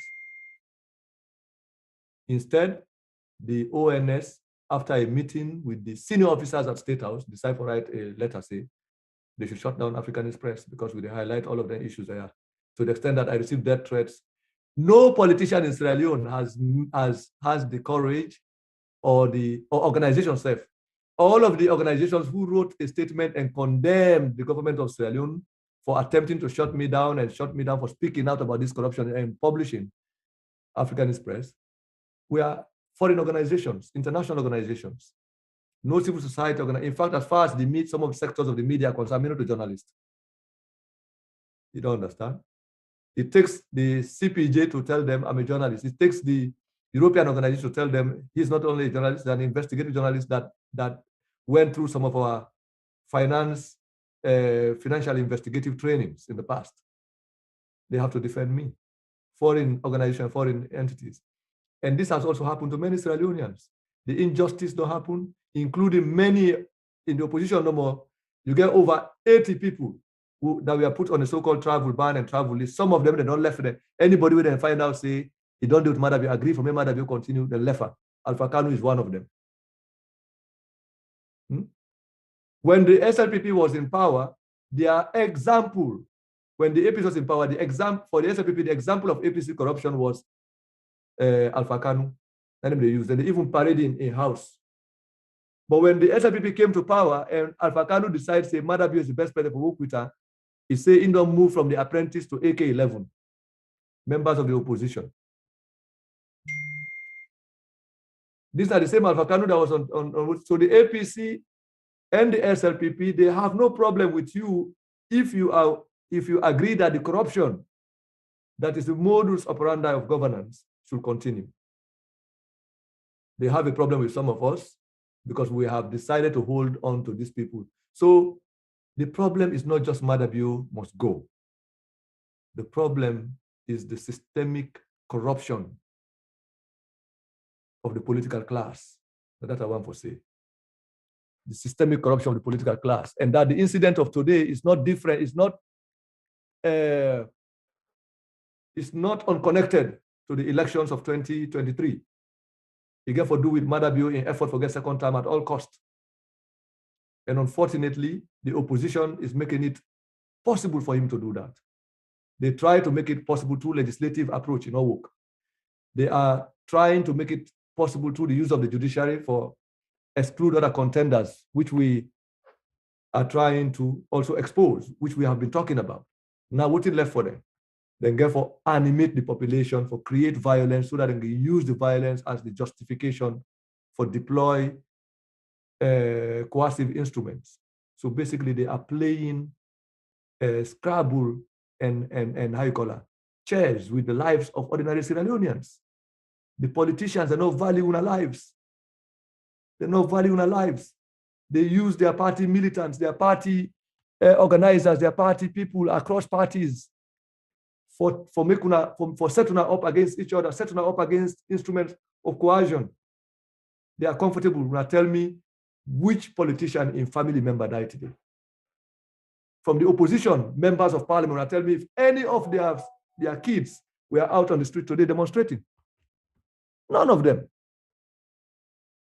None of them. Mother be aware that you know say this conflict they can. You take all the family force going out, all with plenty money. You see, don't they? Then they watch. And at the very opposition people, they share back in picture. They say, hey, look, Mother Bio, they scare, they watch out how they can pull an power. In the first place, when protest is right in a democracy, people can protest, people can march. People have various means. For me, when I see say there is no organization on the ground to organize people, I know it's a danger they can. I moved from reporting the news to an advocacy role because there's no organization to advocate. So, but what did I do? Take your phone call, send peaceful messages to the members of parliament, or make peaceful phone calls or audio messages written and tell them, say, we want to pass this law. And also begin to talk to international organizations. When I put pressure on them people there, this is danger. If they pass this law, people are going to go register, and able for register, they will cause threat. Some people, their own suggestion was, when I don't know if they pass the law and go register, if anybody say you know register, you're not bitter. So what happened today will happen again in future if, for example, will not be stopped that law. And now, even though they try to stop the law, you see, there is no guarantee. Violence is the order of the day. So this violence now is serving, they serve the interests of ordinary people. We will want change. it serves the interest of the politicians. In fact, now it don't serve them more. Because the argument now between the lawyers, they kept quiet when this was happening. Everybody kept quiet. They watched the sit-at-home strike. Now, bam, people don't die. Boom, vice president appear on television. He don't declare martial law. He say order, coffee order, an indefinite coffee order. This coffee order now you don't get lawyer, now they talk, oh no, you don't violate the constitution. If we don't force declare a state of emergency, if we don't make so, I mean, what are we talking about? All of you people were silent when all of this is boiling up. Many of the bar association, where are they? Where are the opposition lawyers? Lawyers, members of the bar association who are members of the APC. Some of them are even fighting for party executive positions, lawyers. For example, the two people that they fight when are leading contenders for the APC Secretary General, they are all lawyers. One was a former ACC commissioner. All of the senior lawyers, we will tell you, done the 10 years post-bar. But they can talk about people's right to protest. The government not suspend, but they cannot lead their people in organized procession of express their demands. That's what opposition politicians do in other parts of the world, professionals. Imagine if you get MPs in front of the line in a match from Calbaton, for example, for Kana Cotton 3. Other one that come up from Lumley for Kana Cotton 3, led by parliamentarians, led by lawyers in front, and guided. They will come, if they convene the stadium, they will convene the stadium, make them demands them peacefully in an organized way. I will guarantee you no police officer will just decide to shoot them. It's possible to have a peaceful, organized demonstration in Sierra Leone. It's possible to do that. The people have to be led and guided and protected in the process of expressing their democratic rights and their constitutional right to protest. You cannot just tell them protest without leadership, without organization, without proper guidance. Now, we don't get coffee order. The government will tell you, say, no, argument now between the lawyer and the same argument with them is on there. These people sat down and see the president decide for dismantle the audit service. What do we get? Now, argument between lawyers then. The one way they talk, say, this will be the constitution passing company. So, on both sides. Now, even when I holler for 2 days, you don't know. It has been how many months? Almost a year. We have no auditor general. Parliament not even investigate, not even order. To the extent that the acting auditor general, who is not qualified to be an auditor general, submitted a fake audit report to Parliament. They not debate. They not even say no, more investigate. Even when we don't tell them, say with evidence, say the audit report is fake. They not even think about how do we investigate this? How do we find out? Now then, there's small problem here. These small things, the way they boil down, and don't go into the imagination of the people to the point that they don't say no. Now we say for take them begin to talk about people's power in politics and how to fight for ourselves now in the absence of leadership. But at the same time, we all therefore agree. Change in society's scientific process. You don't see. People can protest, can march, can demonstrate, can fight. But in the final analysis, there has to be leadership. There has to be responsibility, responsible guidance, and a program. What do we gain out of this? Now we don't know the number of people who don't die. We don't know the number of properties lost. The loss is too much. There is no amount of money that is equivalent to the child or the father or the mother of somebody who has died today. As we talk now, there are families who are in tears today. Some kids may have been orphaned today. There will be parents with no child today. The police officer who went out might have gone out today to thinking they do national service. Now we confront, they are both victims of the state. Badly paid police officer with bad uniform and everything, and a deprived, unemployed young man or young woman or citizen. Both of them are victims of the state of oppression and the country and exploitation. Now we the oppressed, we the exploited, we the ordinary people. Now we then set against each other. Whether you're the APC, you're the SLPP, you're a police officer, you're an army man. So these are the problem. Now the politicians are down and they come and they profit from these debts. How? Madabio, he don't declare a state of emergency, you will say, almost, because we say curfew, endless curfew. The next way they think about now, they don't get timeline. In 2 weeks from now, we think about how to register. Say, we register properly this trip. We don't fight. Now, Parliament, we say Parliament or pass law, we will prevent people from register. September 4 registration for begin. Today, 2 weeks or 3 weeks before the start of registration, the start of the electoral calendar, boom, coffee order. Next thing, then argue say state of emergency. And really, if government want to declare state of emergency, we parliamentarian and able to stop them, we then all deal with them together. Then good. Now argument no more. So even today, when they know say this demonstration that happen, Parliament they schedule for meet for talk about how to pass law where they affect people, they have to form political party, and even an amendment to the constitution. People don't know about that. So what am I saying? It's simple, basic points. The point where they say now, this violence, it don't give Madabio the opportunity for declare curfew. Now, that they therefore affect the election. That I'm going to look out for now. Because it's possible say, we curfew day, then say, now they're not saying that today no more at 3 o'clock, then subsequent now from 7 to 7. So you can find out, say, all other activities. Sometimes next day we can, and we'll begin to talk about state of emergency, just now, because we declare curfew so no more. You got to address the constitutional basis for that. Because curfew and then declare, we say the situation will be urgent, so we don't declare curfew for control situation. Now, we can leave the curfew, but we make state of emergency. You can proclaim that. Now, if you proclaim, man, you cannot stop a number of other things, including even with readiness for the election. Suppose they do that and say, okay, the election, then they will shift the date. Suppose for the APC, in fact, they're not get no executive force. For APC members, I don't say for a party, not get no executive force. It is controlled by an illegal committee appointed by a court judge who has no right for practice law.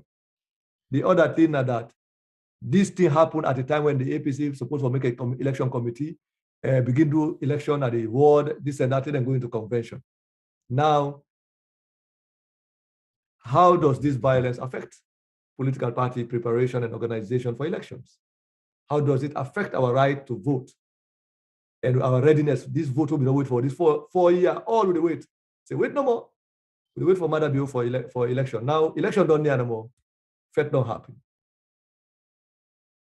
And they see this Fed they happen. They see and really they happen because we saw it.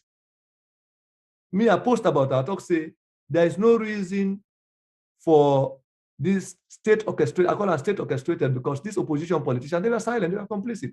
If way some of them say people can get out for demonstrate, they set more. They are waiting for it to happen. Now, it don't happen. The state step in and kill people. People don't die. The people in back kill 1 or 2 police officers or one. We don't even know how many people die. But what I know is that Sierra Leonean lives have been wasted today. The implication is that we risk a situation where we will be under a state of emergency. We risk a situation where the electoral calendar might be affected. We risk a situation where political parties will not be properly organized. Madabio, of course, you need time. It not be one the election for happen, it will happen so. It depends on any kind of way for Hamburg the election, the free and fair conduct of election, the smooth functioning of election. It won't done it. How has this event of today contributed to that? This does not take away, make us say, people that right for protest, people that right in grievance. We are all, if anybody is grievous about the situation in Sierra Leone, I am part of that group of people because I've spent all my time to produce daily updates, weekly updates, minute by minute update of the problems of Sierra Leone. Not that I'm not going to work for do. The work that I get paid to do as suspender, then they pay me. What they pay me for do for study and do research? I know they do more. Now what thing I they do for Sierra Leone? For no more, for make this monstrous situation where we get at the country, get away from the country. Then at the tail end of it now, who they near for election, I can find out say, people in the opposition party, we don't want to make a change. I begin tell una MP, when I go for look at them, they don't want to make this man left in power. Now they don't cancel. Now the man don't get opportunity for talk say, if he violence, every president will say, if he chaos, then I can be responsible as president for stamp down on lack of law and order. And that they don't do. Now, what would they argue about? Now, whether they get right for? But they've not been running the country according to the constitution. Because Usai court, they remove members of parliament and appoint other ordinary members of ordinary party members that will go there. Then also dismantle the parties and appoint rather than one for appoint for go take that political party there. Now, country that way they talk about law and order, where they say constitution. So our only hope was we don't go through this suffering and bloodshed. People and they die from Pademba Road. Take them to now. How many more people are we willing or going to see dying before we arrive at the change of this government? That is the question. For me, I am more than upset. We are moving from just the stealing of money to the stealing of people's lives, innocent people's lives. The theft of lives, the theft of ordinary Sierra Leoneans. Not only the money now, they thief people alive. Take away the lives of ordinary Sierra Leoneans, innocent Sierra Leoneans. So now this I want to say, for me, now these are the problem. These are the result of the injustice in the country, the result of the corruption in the country, the result of the collaboration and complicity of the political class, the silence of the intellectual community, the silence of the professional class. Now, don't really do to this. And I think other speakers for me, Mr. Jallo Jamboria, highlight that effectively. And this is what they talk about state capture. All the weeks that we talk about state capture, this is what it means. When the state has controlled all of the institutions of the country, they're able to function independently, from parliament to the judiciary, to the electoral commission, to everything, including even the civil society organizations and political parties that don't control them. You will have no situation. What we have is an unannounced one-party state. It is a one-party state. And the response of a one-party state to citizens, their voices, not violence. It's terror. It's terroristic state terror. We had published way back last year an article we can always share. State violence, I think state violence and repression, political repression, state violence in Sierra Leone. So we lay out this. An article written by myself and my colleague Matthew Anderson will lay out the chronology of this situation, where we said up front, people can get right for protest. If people are, I think this will be published after the Tombo incident, where Mother Biokan at television talks say APC members are terrorists. So now this is true. I want to stop here because no matter how I talk about this thing, it's so annoying. But for me, I had warned about this. And not to say I don't want protest, I don't support protest, but I knew that the conditions for the movement that exist, all what we need, a free and fair electoral landscape. All what we need, allow the people and the right for vote freely. If Mother Bill believes, say, it don't work for the people, then for true, make it face people and buy in a ballot box. I will not talk as if you put empty ballot box. You write Naya Sierra Leone, we're not a candidate. You put Mother Bill ballot box. You make people have a vote. That empty ballot box will get more vote past Mother Bill. I don't tell her. I don't say that. No, I have said it before. The politician in a parliament, the opposition will decide, say, then one day you flag bearer ambition in 2028. The only way they will get her now for control their own political party, for make sure they did it, and no way will do that, and they pass them, they collaborate with Mother Bill for destroy their own party, so they go day ahead. Now they don't cause this problem for we. And they don't cause this problem for we. Because they want to find all kind of way for make Mother Bill prolong the election, find way for thief. And the risk we've got now, not what will happen today, the risk here, if the government can begin announce say they do anything for change the election date, now more problem. That's not the problem. And that is what conflict and chaos. Because now the parliamentarians, some of them will identify, saying that they try for help Mother Bill, they don't become so exposed, they don't carry go the Fed from parliament to their political party. They don't see some of them party members, they don't begin question them. Because some of us, for me, one of my personal oath I don't take now the fact say, I not go talk anything about any politician or anything about Sierra Leone, we are not get evidence of what I'm not convinced about. And what I talk say, your members of parliament And if APC want to get at the bottom of their problem, they have to organize an independent investigation into the conduct of their parliamentary leader in parliament and examine his hidden flag bearer ambition and how that don't contribute to the party crisis. I am serious about it. And since we begin to talk about that, you see the escalation of the situation. The party has been in more argument and crisis. Then now some of the party members begin to say they want to make peace than the party. Those people who are talking about peace, we are insulted by some of their members. So now we don't come to a point now where today, as we talk, we say they say the violence happened past all sides. They say that the APC strongholds. Makeni, Magburka, Karena, Freetown again, the eastern part of Freetown. And if we don't want to pretend and put local, if we don't want to pretend, foresee the problem, all of them side that when say violence happen more. Now, whose political party get more supporters than they? If we check the electorate, it's APC. The question is, why would protests happen in a country where the government will say, and this protest are genuine, because everybody in Salone, they suffer the same problem. The hardship in Salone, the corruption in Salone, on all of them problems, the way people they talk about, even in Kenema, in Bo, they are dissatisfied. And it's possible people came out there also to protest. It's possible people did not go out to sell in Bo as we saw on television. But why would they say, na Karena that they didn't burn police station? Basically, that they would serve so. What you would, and even the Minister of Information is say, that some opposition, I don't know how you call it, you get the adjective we use. Basically, he is blaming, they are now trying to blame the opposition for the violence. And when they say opposition, not all opposition are targeted opposition people.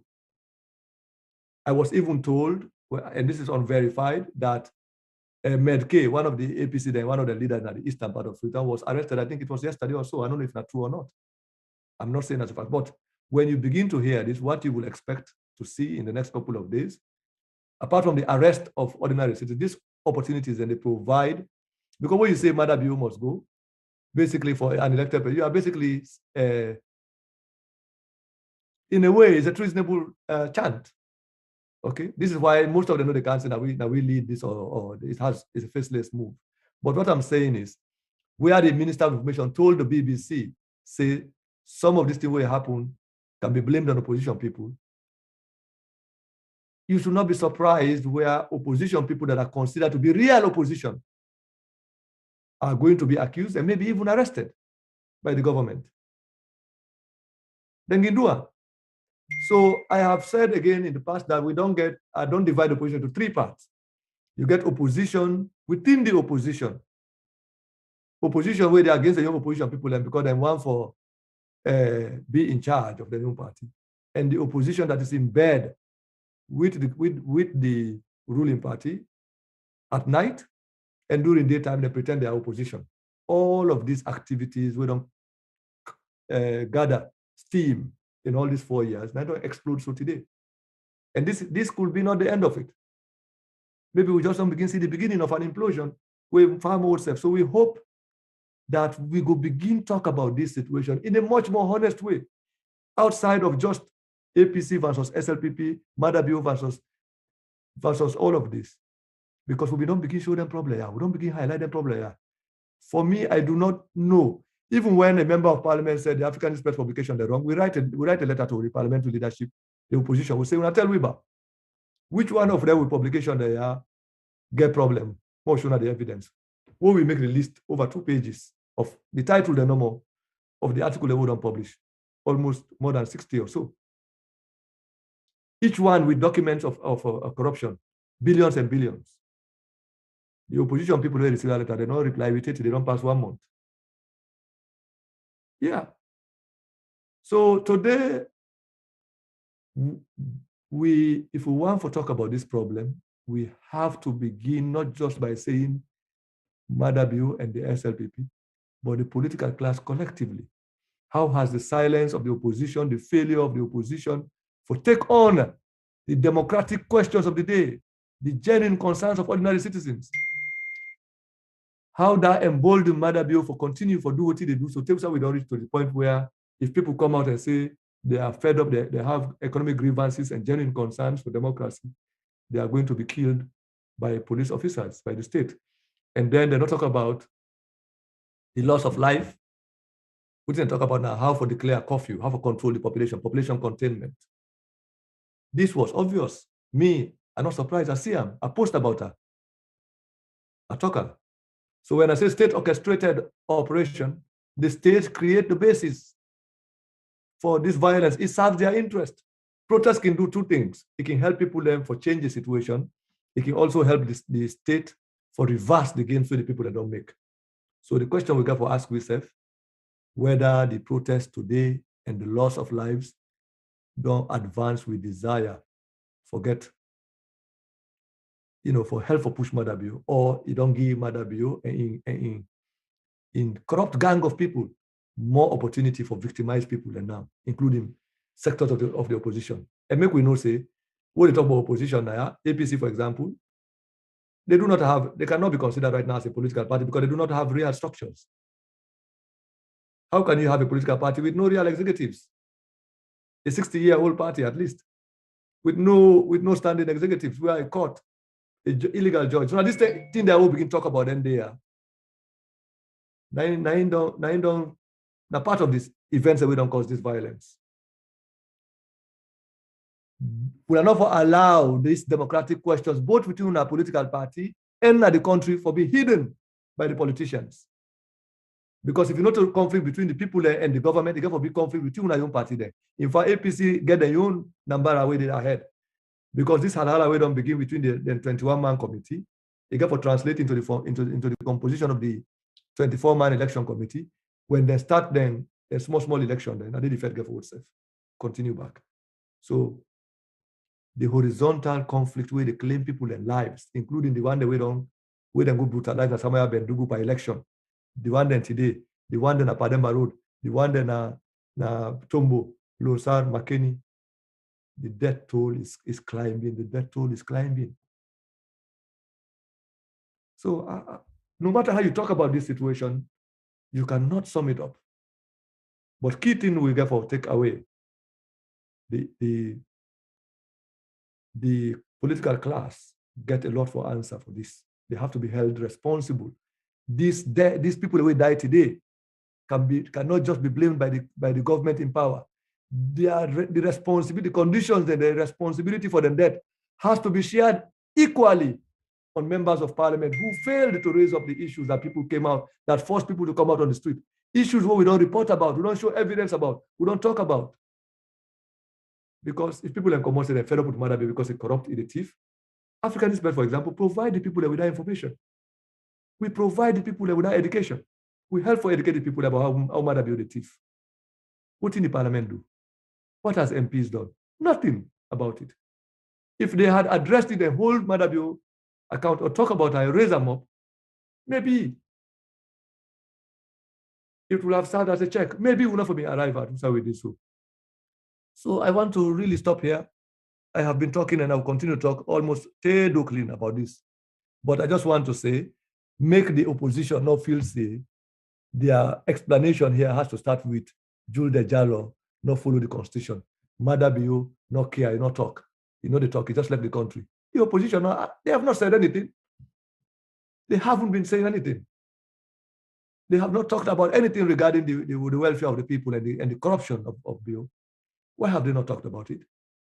Why have they not represented the people? They should be the champions of people's demands and concerns. Have they done that? If this crisis today give me any opportunity, an opportunity for hold the opposition accountable, and I will use my time. Now moving forward, I have decided, since I discovered the open complicity between opposition, some of this opposition, especially one that are parliament with government, I decided, say, I'd not go stop. Even if your members are displeased, dissatisfied, I will use my voice locally, internationally for holding a responsible, not just for the who I don't condone and accept the corruption of the government, but in our willingness for also cover up Madabio to the extent that now look the innocent lives that we've lost today. Innocent lives of people. People. They are not your kids. Not to them picking a day in the street today, they demonstrate. Now, if you say Madabio government change, now would that go for the day? So now some of these opposition people will replace them again. That is what we have to recognize. So this is not the glory of, nobody has a glory here to celebrate. None of us have anything to celebrate here. If we have anything to look at, it's the tragedy of our country, the destruction of our country by the political class. People, the way they feel say they represent we like we country. Now then they allow and create these conditions then where they cause the deaths of people then continuously. How many people don't die from when Mother Buchanan power? And how many more are going to die from now to the point we'll go remove them? Forget about the people who die of heartache and pain and disease, curable disease.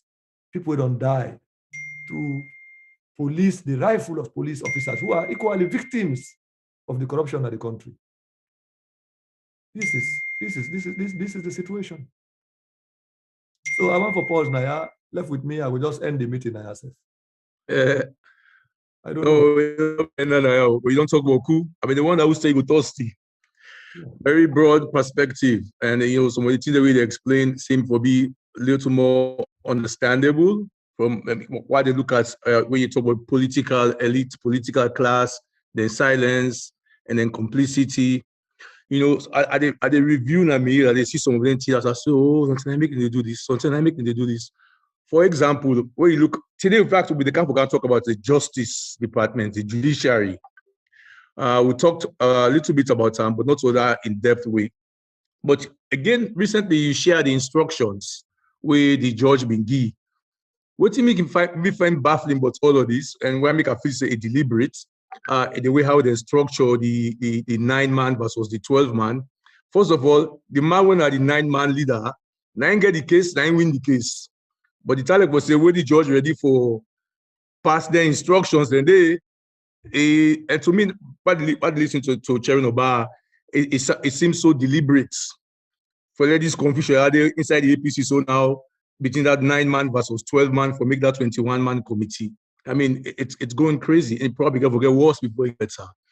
You also talk about some of the complicity there in Parliament. True, say over the past few years, we don't see what's in the happy about opposition all day. Say then they blame an Eskroma, say an Eskroma don't sell out all the. So now when you talk about parliamentarians, their own complicity, it make more sense to me. For example, I remember I think I've been 2021. February, where parliamentary leader them, both Cherry Coco and Kande Yumkela, write letter to the speaker. They ask about Africanist press publications. And when they mention Africanist press, so they mention BBC, they mention social media, they talk about these financial corruption inside the Mother Bureau regime or administration.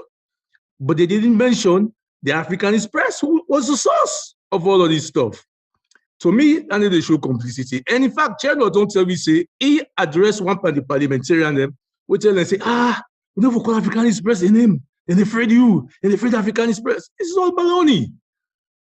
To me, I call them parliamentary plagiarism. There not be no say it be even deeper than waiting be happy in that 10 days. So now, you talk about the Auditor General. The Auditor General, in case, I know when they see them bring up in the parliament for good discuss them, say, but I show you this, or I bring the audit report, can we Lara get versus waiting Abdulaziz show you. And now they have been. But parliaments get the power for do this. We see, say, John Idris Lahai in work, no disrespect to his work. Quick one, the ready perform committee, parliamentary leader in the room say, I lead the committee. We'll get more serious issue then. Again, it doesn't show the complicity and the distraction from the real serious issues there. What we'll get, our country will visit parliamentarian for the address. Now, we talk about, you also talk about the public elections bill. That is for sure. In fact, parliamentarian and the world in a forum, they tell you that the Monday morning and then get a paper deal. Can you imagine the Monday morning when they will begin the deliberations? That's they say they get the public elections bill. And we all see what team is inside it with the national identification number. Can you imagine if that never been passed? Majority of Syrians don't know if Africanist person will be bring up. Ask Terry for go register for votes. They say you don't get NIN, you know the vote. Can you imagine the chaos when that never been caused at the country? It was no more for be left. Now, all that did all lead up to today. To me, the most shocking thing for me today, now for understand, say, or at least for listen, or you say, this all this stuff about demonstration or protest could be have been staged. And the realities are there. I mean, we're not investigators. I mean, not investigators fully yet. I'm just watching from channel today. But again, why they put all the pieces then together and they see how it is possible that indeed it may have been staged. Like so many other things that would happen in the country for distract we. Also, the curfew now, and like Channel said earlier, maybe we could talk about some other things there so we can get time to talk. The curfew now, where is VP don't can launch so now, he tell me, they call me Pape. Say Pape, the way they try for do now for make sure say confusion they can make a state of emergency. So we don't see a start now with the small curfew order the VP announced today, and it is very worrisome because clearly this could impact the elections. And of course we know say. Me believe say if they go to free and fair elections today, might be the loss because in government it's just too unpopular. It is clear in front of all Sierra Leoneans. Even the one that when our SNDP supporters and get this, I didn't have one forum group with some people where they get this fake belief that they will win in the first round. But also in that same forum, where we get some government officials and they talk, but this TWAP is today. I mean, people are so callous. They are actually provoking Sierra Leoneans by some of their comments. I will not go into their names and some of the comments, I mean, at least not for now. But in the future, they could be held accountable for these types of things, you know? Anyway, I know I forgot to talk lecture now. I'm not so safe. But I see two people that will get their hands up. One is Zainab Kamara and then Solomon Cole. Now, I know they say his or her again. Zainab Kamara, but his name they go now. If you're able to unmute your phone, you can go ahead and give me the comments where you want to offer to the people of Sierra Leone and all of us here. Please limit it to no more than 3 minutes. Zainab is still around? Yes, I'm still there. Thank you. Say they engage me from and whatnot. Before you make your comments, we will appreciate that. Okay, you don't so have now to. Are they called from? Are they at the UK, London? You did hear me, eh? Yes, clearly. Okay. So just before I come on the video, I just want left this me picture there. After where I don't make me point, now I go come on for Leona see me, please. Thank you so much, Mr. Masale. Thank you, Chenoba, for this is very. I just sit down at the sweat by myself, just hearing the information. You know, this is what we are talking about. You know, knowledge is power. Knowledge, where people they lack of something, the lack of understanding, lack of knowing things, it lead to a lot of things. Me, for one, I go on for say sorry to the people of Sierra Leone. We lost their lives then today. Not to say now because I don't ever call for protest in Salon, no, but I don't support calls for protest in Sierra Leone. I don't support, but I don't ever call somebody. So as you see me pick me profile thing will be there up today. Today, we self protest in the UK and London. I organize a protest will be there at the Salon Embassy the same time where people and they be killed in Salon, so na Freetown and all over the country. We self be there at the Salon Embassy in London. I had a protest. So where we organize me organization. So like we're talking about ask some certain questions them. He say, who's one pan the politician them picking them where we then a streets today in a salon? The answer is zero, none, nada, none of them were there. They all they pick it either they oversee or them cack them at some posh place in a salon there where they're not even near to this chaos will take place in a salon. We don't lost lives, we don't lost property. Salon get the money for replacement property, then they maybe I go say yes, Salon gets the money, but will they be replaced? No. Because we get a lot of things that will they struggle with for fixing a Salon who will not fix yet. Now the small one they will get, will they destroy and back. The citizens then they use. Now, from where these accusations where Chernobado make against the main opposition party in our parliament, from where it starts, we don't get a discussion, me and people them. We don't get a discussion. I say, look here, the thing where they pain me about this whole thing is this. Now, the main opposition leader, Cherno Majuba na parliament, has been accused of such terrible crime, such big crime like this. I even put a post on my Facebook page where Mr. Chernoba now, instead share that post, they write, say, this is the time when Mr. Cherno Majuba will come out to the people of Sierra Leone or to his supporters them, and he either defend himself or he accepts the charge where they charge him, or he defend himself. I say, this is the problem we get. Why make anytime when them politicians they are accused of a crime, why make now the supporters then go come out for defend these people? Waiting wrong with them people here for letting supporters they are hold them accountable. Say, look here, Mr. Man, come out here and speak to us now. You either accept, same as what you do, or you bring proof and challenge Chernoba. I say, because me know damn well say, Mr. Chernoba, he not ever accuse nobody. There has never been any accusations without proof from this man. For now, Chernoba not give me proof yet. Proof, like tangible proof. Now we hand them for say. Now this them parliamentarians here don't do for support Madabio. He not give it, he don't explain to it.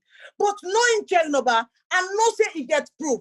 Then people then come back to me say, why you know they post this proof? Because we not ever ask him for showy proof. Now he always they showy proof. So why did they wait until we ask him for let's give me proof? Now that's the post he used for can't argue with me. Now say, well, I don't know why. I say, I don't know why. Me not gonna tell nobody it. I don't know how they operate. But why una the supporters them? Instead of going out at this man, una no go challenge the man, say, you either bring proof camp, this na me leader why they support. I say, if you maybe they support Chernoba, or if you may not be member of APC, I for go at Chernoba directly and tell her, say, you either give me proof, Mr. Man, of these accusations, or back off. I say, I go tell him that, say, back off. If you not give me proof, back off, because this accusation is outrageous. This is outrageous accusations you're making. So give me the proof. So people, and then we stop the argument. I say, well, in due course, Mr. Chernoba go give me proof. Maybe he wants Leona full on a set first. After that, he go bring the proof. I don't know why he's holding the proof. I don't know if he gets proof, but from in track record, I'm not saying he always gets proof where they come with their accusations there. I say, for me not to APC. So I go wait patiently for them. For let bring the proof. And now, look at what you don't happen at Salon. Look at what you don't happen. And he's right. Why them people, they lead them people them to protest? Why are they hiding behind the people? Even just that in itself is blatantly wrong. It is wrong. Me a self-made activist. Me a social media activist. And we will continue for shout for the people of Sierra Leone. We will continue for shout for that country. But as from today, I go make this promise to myself. I will never support any calls for protest in Salon unless me they because now the UK I don't lead 2 protests now. On the 14th of July, we held a protest in the UK here. Today again, we held another protest in the UK here. When me lead Zainab Kamara, through me organization where I be part of. And that is the way it should be done. Because when you organize protests, there should be a leader. Possibly when they communicate, and know the communication between myself and the police, you don't need a permit, but you need to inform the police, for let them give you protection. In case anything will go out of order, the police then go always there for protect you. That's what you ask you ask for the permit for the. You need to inform the police about. So I know that. So if I call for protest in a salon, unless I'm there and I don't arrange the protest, I will never call for a protest and I don't go ever support a protest. Thank you, Mr. Balano Oluna, because you don't give me a lot for deal with this evening. I need to go process all this information and I'm so tired from shouting today, Madam must go, because myself be there they shout. Yes, Madam must go. But where you go? Now, who do they come? Now, who do they come? Now, the same corrupt thief politicians, they come back and the cycle continues. Now, these the politicians, they don't do. Then they fool we, and then they put we against each other. Then we begin broke, we hate them. Whilst they see them, then they live their own life and their family there. And that is wrong. That is what we have to start fighting for. Now, for this, we begin fight for. Mother Bioden at this country now. I don't look for them. We don't try to look for them. Usai ide. So now us now then we want go protest. But unfortunately, I don't get information of where it is. And I even send a message. Mr. Ma, now witness. I send a message to him for help with Usai Mother Bioden at this UK. Because I us now there want go. For go tell them the peace of my mind as a Sierra Leone. Because now my obligation for do them. For the people of Sierra Leone. But I'm not able to know. So I choose for going to the embassy. I go there. I protest there. I drop a letter there. The people then lock the office, then lock the embassy today. No activities. Then close the embassy because of that protest. But I'm happy I did it for my people in Sierra Leone. And this is what I'll continue to do by the grace of God. Thank you for your time. Yeah, I want to respond quickly to Madam Zainab. Thank you very much. Yes, indeed. I will confirm, say you call me, you ask me for help regarding how we locate Mother Bio in place of accommodation, which hotel or place where it is stay, so that a demonstration can be. And I apologize for not getting back to you because I keep getting too many calls. But I remember that. I remember saying you've been calling me. In fact, I was on my usual walking. So when we talk about the complicity of Parliament in trying to assist the government from rigging the elections, when I just need for so this is the thing about evidence, which is different from when we say Mother Bio don't take money go to England because we can see the financial transactions. Okay, but in the first place, Mr. Amadou Masali just pointed to one example where members of Parliament, the opposition leaders, write a letter after we expose Fatima and pretend to say they want to investigate the government for the publications because Parliament not ever approve money. We go to the where states say office of the first lady for receive money. They not get that in their budget. I remember when the article first come out, one or two of the opposition leaders then call me, say, so as for confirm with me, really, if not the office of the I said the office of the first lady directly. I said, okay. They say they go check the appropriation bill. Okay, for professionalism, still I'm reporting the conversation without telling you the name of the MP. But if you need me, I will talk him. But I will still have one of the opposition leaders there. I tell them, say, now the office, so it check according to them, it check the appropriation with the list, each ministry or each department or agency where they give money, whether they be approved, because nobody knows for spend money without parliamentary approval. There is nowhere on the record of the government where the office of the first lady for receive budget. It's not even acceptable in the law. So the parliamentarian in question, parliamentary leader in question, asks, confirm to me, say, yes, indeed, they not be able to approve that kind of money. So they write a letter now to the Speaker of Parliament, say, make them then get the constitutional duty for investigate this, for see if it's true. So for call the government can answer the questions. They not mention Africanist press and also get evidence, say, I contact them. How would I go talk about the investigation when I talk BBC and other media and I not even mention we? The person tell me, say, it's in a strategy. What is the strategy? And this sort of then say, oh, it didn't chat message. One more show you, I'll show you.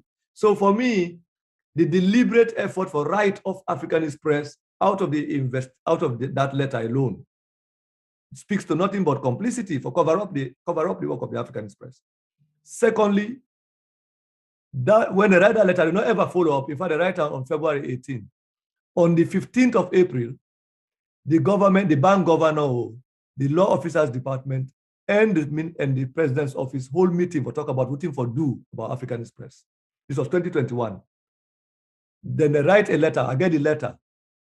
They tell the bank governor, say, write official complaint. The bank governor write official complaint, so therefore bring criminal charges against Africanist press and against Chernobyl. I can show you the letter if I want right now. I just project them because I like why they talk about this. You know, like you say, me, I'm a man of evidence. I agree. That is the standard what I set for myself. So I can forget proof. Make I just find the letter and show now. So what thing are they try for saying that the bank decide for write the Attorney General's office for saying for bring, they not deny say what we write not true. Then you complain at the fact say the money they will write about not true, but will not be supposed for tell the people, they're not for bring this information public. People are not for know, say then give Fatima Bio money from the public budget. Than at that. In fact, the evidence where the bank governor decide for attach to this letter, now evidence we get for deal with the article that we first published. So make I just project this. Now the see, I just share them. Like everybody within I see. I see in Bank of Sierra Leone. 20th of April, 2021. Attorney General's Office, criminal complaint against Cherno, AMBA, and Africanist Press briefing. This the government, they pretend say, which would write a lie. But it's what they say, following a meeting held between the bank and the Attorney General's Office and our office on Thursday, 15th instant, as the 15th April, we hereby brief you on the aforementioned subject as outlined. On diverse dates in 2020 and 2021, Mr. Cherno of Africanist Press, an online publication, published several articles in which he divulged classified non-public information, including but not limited to account details and transactions of clients of the Bank of Sierra Leone to the public without the knowledge and or consent of the Bank of Sierra Leone. Details of the said articles are hereby attached for ease of reference. They're not talking a lie with lie. So they then go as far as talking about under which condition posting for share,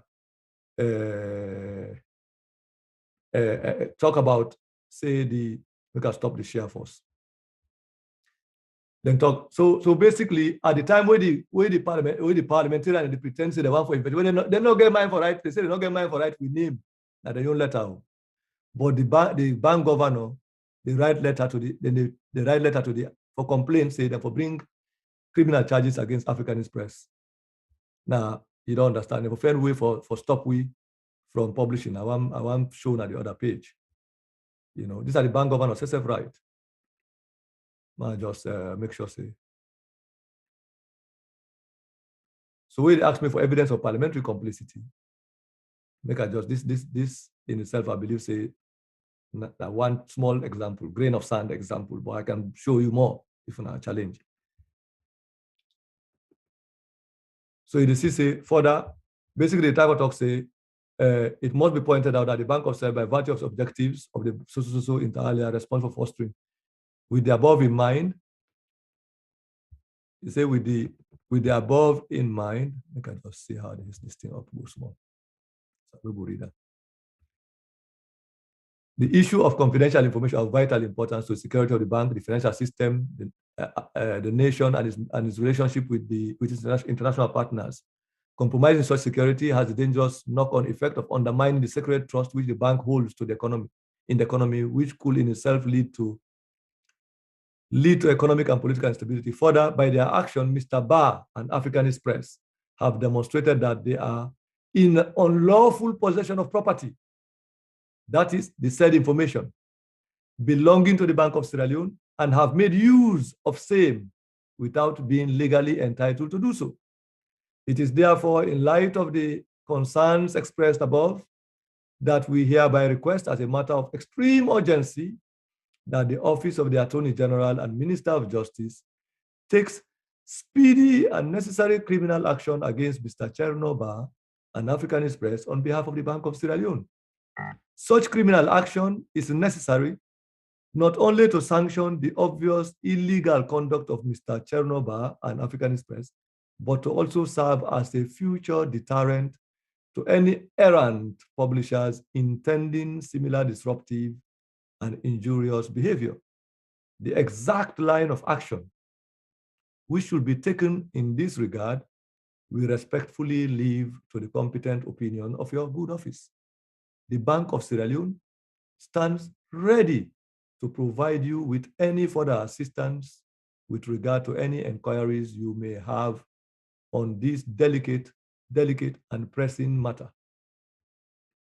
So these are the bank governor Kefala Kalon. I read that letter. They will not know, but he wrote to the Attorney General in 2020 for saying for bringing criminal charges against me for not say because I write bad.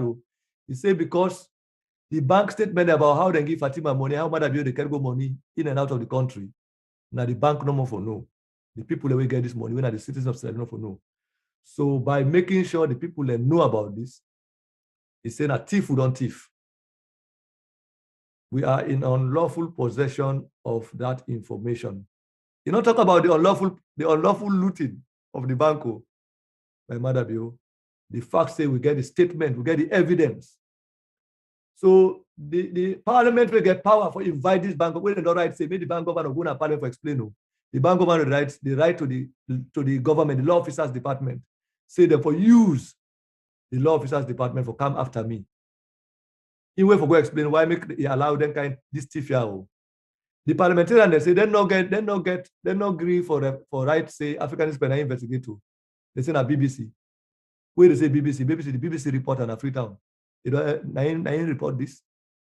Where BBC interview, they say Africanist Press, CNN, then they mention with other organization they mention with.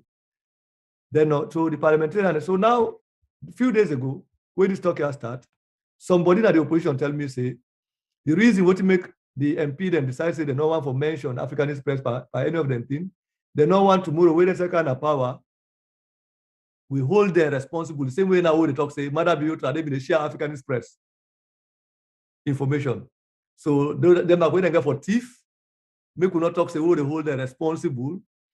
They go say they not be share with your work. So they go talk say the reason what make them they not be believes in na corruption. In fact, that make one of the honorable members of parliament, Honorable Lahai Mara, he write openly in a Facebook page. So what are they ask for evidence? It just start like who been published by Fatima, who published by Madabi, who published all that. And the people say, where the evidence? Well, they don't show that the evidence, so they say, where the evidence back? The simple question here, why did your MPs fail to, which of them MP them? Or the opposition leader, they don't ever grab in parliament and talk, say, parliament must investigate the illegal allocation of public funds. When they write letter to the speaker for me, then come with, they never make a known. They never talk about the debate over the audit report. The audit report come on. Who you look African. Instead, what they do?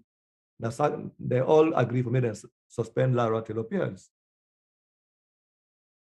You don't see? Now, why they highlight their own role in this process, they send their members of attack me, they say evidence. They question my credibility. It's difficult to challenge that too, because I do not make frivolous. I hold myself to truth, even it's not to my profession, but to me own as a father, my responsibility is to make sure that I maintain the dignity of truth. You don't understand the dignity of holding myself to the principle of truth and fact and evidence. I owe unto my own family first as a parent. You know, that's an example. So talk less of the public that has come to rely on my work and what it means to them. So I want to assure you, Madam Zainab, it's not the lack of evidence or complete. Some of them people, they don't send even people quietly in a corner to talk to me, say, more negotiate, more settle. Well, you know, this not to will bring peace. I tell them there's nothing. So some of the women can call me, I talk about all what did not happen.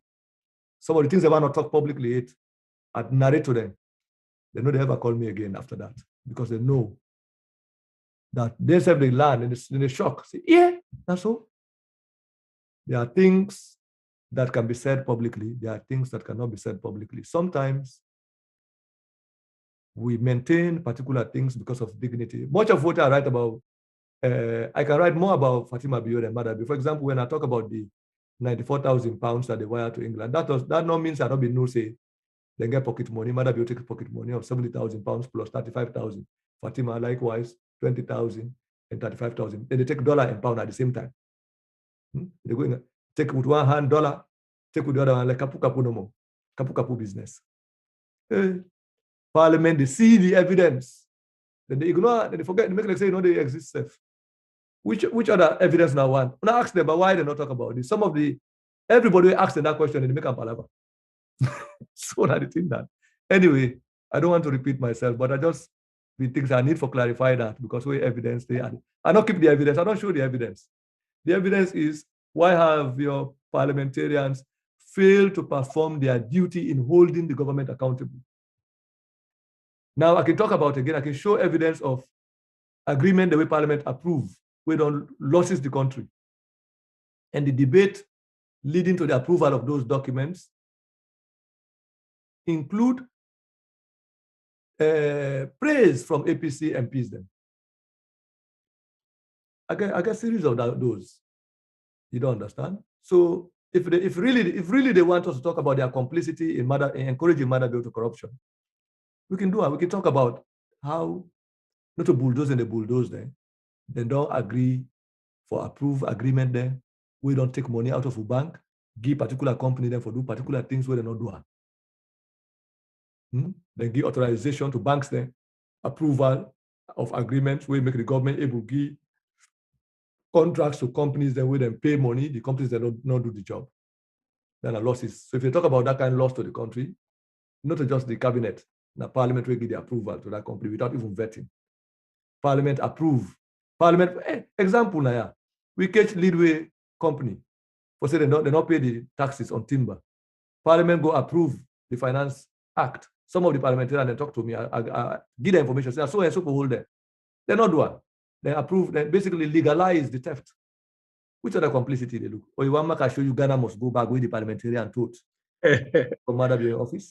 I mean, so one other example I want to just add quickly. I mean, with regard to parliamentarian complicity, we could look at the case where the Africanist press put out there, but the New York chants we believe where the longo hanging a Samura Camara and head now they could say 94.6 million from April, May 2018, where the man not in our office anymore.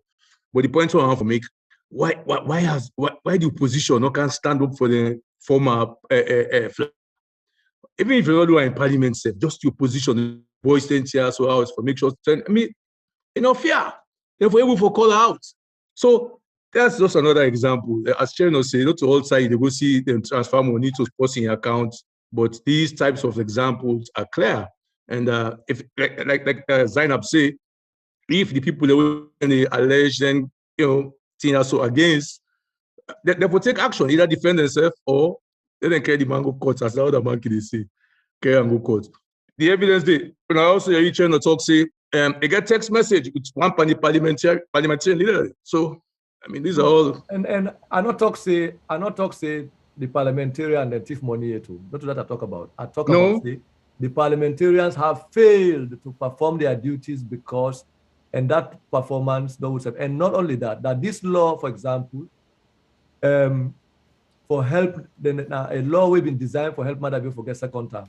And we show the reason. And you see the attack we get from parliamentarians. The way finally they're able to pass the law, then begin to take praise for that. Yeah. Then, they're not only that, if you come to the level of complicity in terms of, even at the level of which we'll talk about, the approval of agreements. Now we report over $4.6 million transferred to New York in 2019 that has been stolen by Mother in diplomatic officials. So the embarrassment we don't face in New York, where our the diplomatic immunity of our mission was revoked, and now we are being sued in America. Parliament not thinks say that the responsibility to protect the image of Sierra Leone. Now the recklessness of the Bureau administration not only affect the citizens of Sierra Leone and the image of Sierra Leone, it don't affect the citizens of America. We don't get nothing to do with Sierra Leone. The neighbors of the building housing the Sierra Leone embassy, who cannot live in their house. So now that they don't force the diplomatic partner, the U.S. government, for in an embarrassing situation to the point that the U.S. court has no other thing to do but to protect the interest of U.S. citizens by revoking the diplomatic immunity of the mission and say they can be sued in America. Now, forget about the Samura situation because, we don't talk and say it offers some of them a competitive advantage. They want the court to disqualify him from contesting. Whether they believe the flag bearer corrupt or not, that is not my issue. My issue is we still have not talked about the $4.6 million transfer to New York. Parliament can investigate that. They have not even talked about the image of Sierra Leone that's now in disrepute in the United States of America. We are talking about no other mission but our mission to the United Nations. We are more than 100 other countries are represented. That's what we're talking about. We get some other people them we want for talk. Mr. Solomon Cole, Mr. Boy Jalo Jamboria again, and MJC. So now you read them out as we're ready for wrap up, because also we see we need to go past 2 hours now, the third hour will answer. So. All right, Mr. Solomon Cole, unmute yourself, sir. Hello, you your voice. Hello. Yes, loud and clear. Okay. First of all, I want to say thank you to Ina. I think Mr. Mansali I sabi you, but I'm not sure if I sabi Mr. Che and a young man, but he was so impressive in presentation. Let God give the guidance and the wherewithal for let people like now that we need now we country for expose things them we go correct the country. These protests there, the reason we make me is me up. In fact, if I tell you now for free, now mistake I make, I want to put thumbs up. Now I don't know which one of the symbols they for touch. So I touched it. So I go make a very brief since I just short statement about me. Protests not they be by accident. If you see people in protest, now last resort. Not to TV possibly come on do. I remember the time we protest, no college, no school. They arrest we go na central police station. They want for lock we up. If not for the late Max Bello and Ada Bello, the interference with Abdullah Conte, like sometimes man before one crux for that situation there. But it not happen by accident. People are not they grab no more so then jump in the street for protest. Something more dire. They are the first people there for do. So if you see them people here then come on and do, elect whatever you talk about situation and what they call it, then get right for Comonado. And the right to then get for Comonado, not to forgo kill them back. Similarly, the law enforcers themselves will then kill. They don't for do that. We protest. Shaka Stevens 1 week we call in our office. He tell we plain bank say if they be born this place, then be what they call it. Now we then be fully responsible. But tell God thank you. That not happen. But now so protests they operate. It may be like say some TV people and they think, but it be where all other things then don't fail. Like how in the pinpoint parliamentarian, they are then a misfits, the parliamentarian there. Square pegs in round wood. Me I not see then people we did it as competent people for generate laws them and what they call it for meet the people and request. It's sad, very sad. I don't want to take other people more competent for talk on issues. But me just want to mention these few points and telling a thank you for the way in a help we for comprehend some of the complexity, because some of the things the way they explain today, I don't get no understanding of them because it's so complex. You get to explain this, explain that, and explain this. I tell you a thank you for that. Tell you I'm not taking a time off and keep the good work going. Thank you, Mr. Cole. God be wallow your voice today. Make a mistake the thumbs up for the hand off. So, thank you very much for your submission. Mr. Jalo Jamboria, in Norwegian. Go ahead, sir. Oh, phone mute. Okay, thank you, sir. Mr. Colson, I will be in the 77, maybe in the Jala.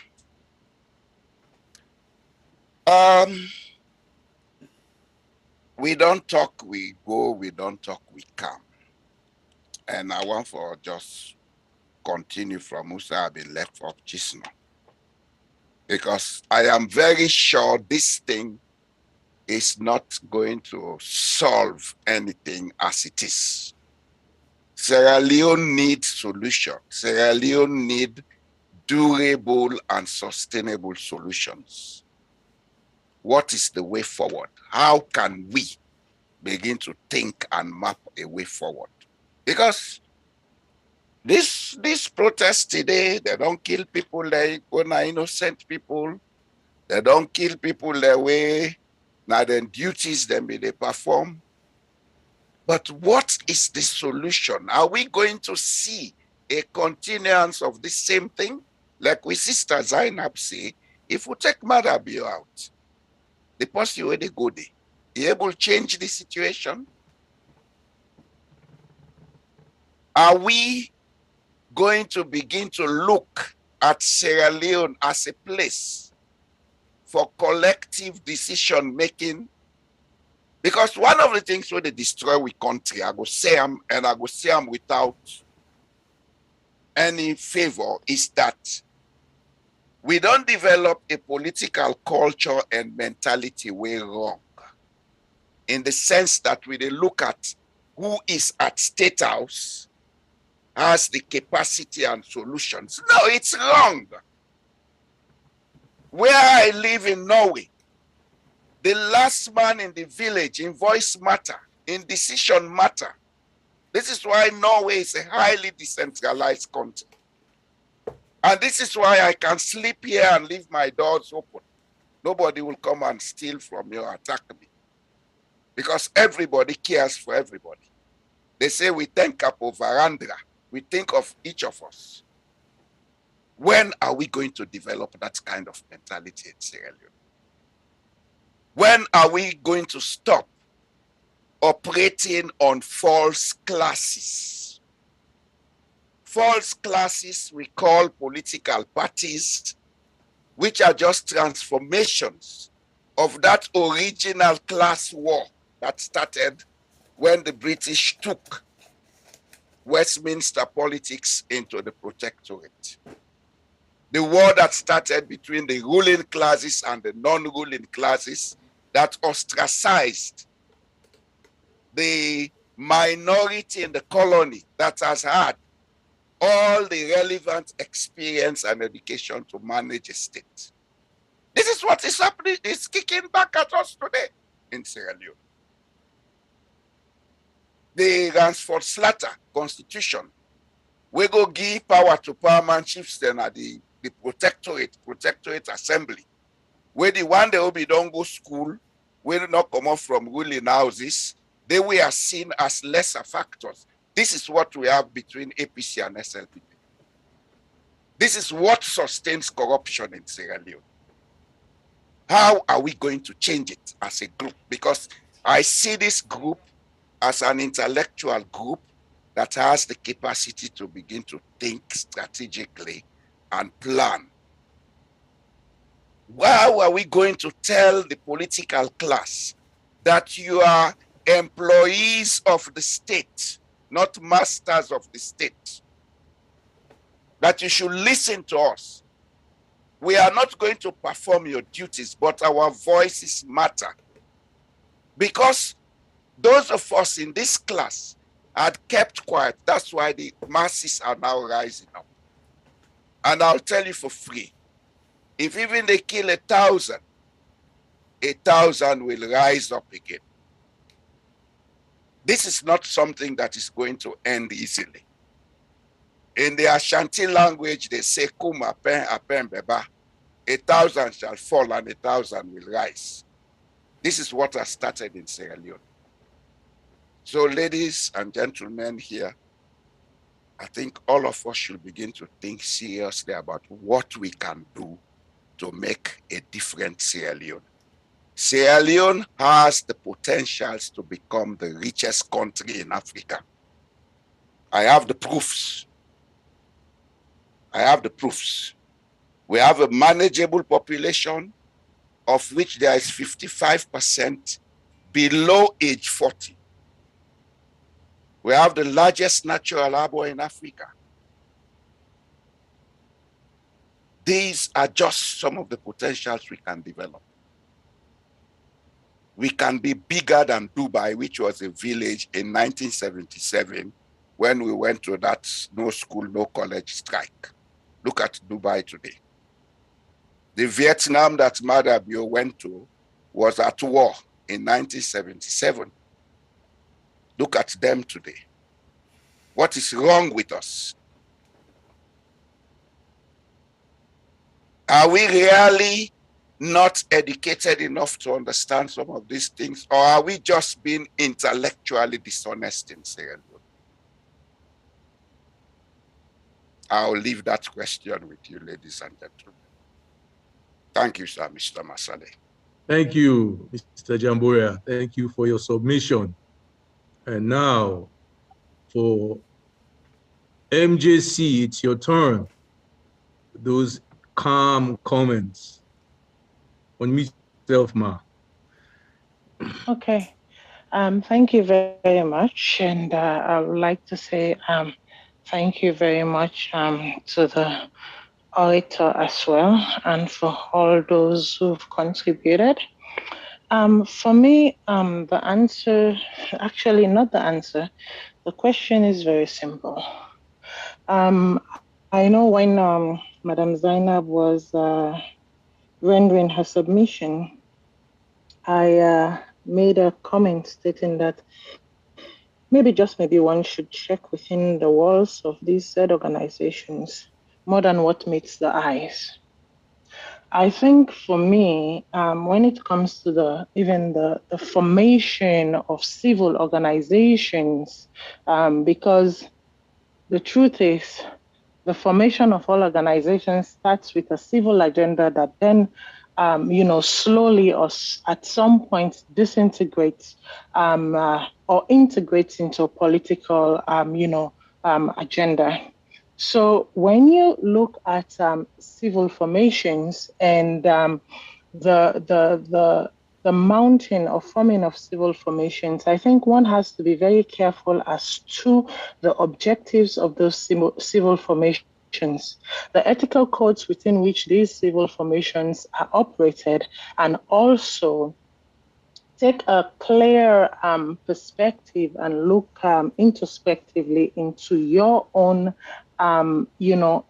ethics, value, and what you are willing to align yourself with. Because most of the time, civil formation breeds political formations. And these political formations then, translate into oppressive regimes, as we have seen in the case of Sierra Leone. Now, to know me is to know that when I see that, the ethical codes or conduct of formations, when they do not align with my personal ethics and values, I bow out. I bow out with my head held up high. And sometimes people don't understand why I bow out. I bow out because I cannot ask and hold someone to account or hold them to a higher value or standards when within my own formation, I am not able to operate with such moral conducts, period. So therefore, when we look in the case of Sierra Leone, I know that, what's his name, the leader of NGC there at one point, requested the speaker for an investigation or for there to be a committee set up to look into the Auditor General's report, which was vehemently refuted by the Speaker of Parliament. Now, to be a political leader is one thing. To be part of a political formation, yes, it is your right. However, when you're part of that political formation, it means that you hold the ideals of the leader or that political formation in high regards as though they were your ideals. Like there has to be an alignment, there has to be a match. The thing I do not understand about Sierra Leoneans is that when those alignments or those ideals contradict that of your internal ideals, why are we so prone to then, be defensive of fictitious ideals, even though we know that these ideals do no longer align with our personal, modus operandi or ethical code of conduct? Why do we defend? Today, a lot of people message me saying, hey, the protests going on, you have not said anything, you have not this, you have not that. Instead, you chose to ask a question. In as much as I believe in civil liberties and I believe in demonstrations and protests, I believe there is a time and place for these things. And when you live in a society where there is a breakdown in communication. There is a fundamental structural breakdown, and that the masses are very easily swayed by the injection of the epidemic needle. One has to be very careful how you approach such issues. So therefore, I said to them, I am in support of educating the masses. I am one solid proponent of, one vote. One vote, that is where you tell the story. That is your ammunition. Use it right, use it wisely. Not that I am against protest. Like I stated earlier, there is a time and place for protest, and there are reasons for which one should protest. But when you look at the condition and the environment, one has to use some form of logic in approaching these things. And I don't know that the people calling for protest and the proponents of protest in this present time in Sierra Leone have managed to grapple with the fact of Sierra Leone, the past Sierra Leone, in the Sierra Leone that I maybe a little bit grew up in, the wartime Sierra Leone, and the events that led to the war. And I don't know that they've made the bridge between the events that led to the war and some of the propositions within the Truth and Reconciliation report. So therefore, for me, I will just urge our fellow Sierra Leoneans, when we take up these activities in the name of our country or in the name of whatever we take them up for, I urge you to sit back and look introspectively within yourself. Are the ideals for which you take on these activities, are they aligned with yours, or are they the ideals of someone else? And are you being used as a rug, as a stepping stool for someone to eventually realize their objective? I leave it there.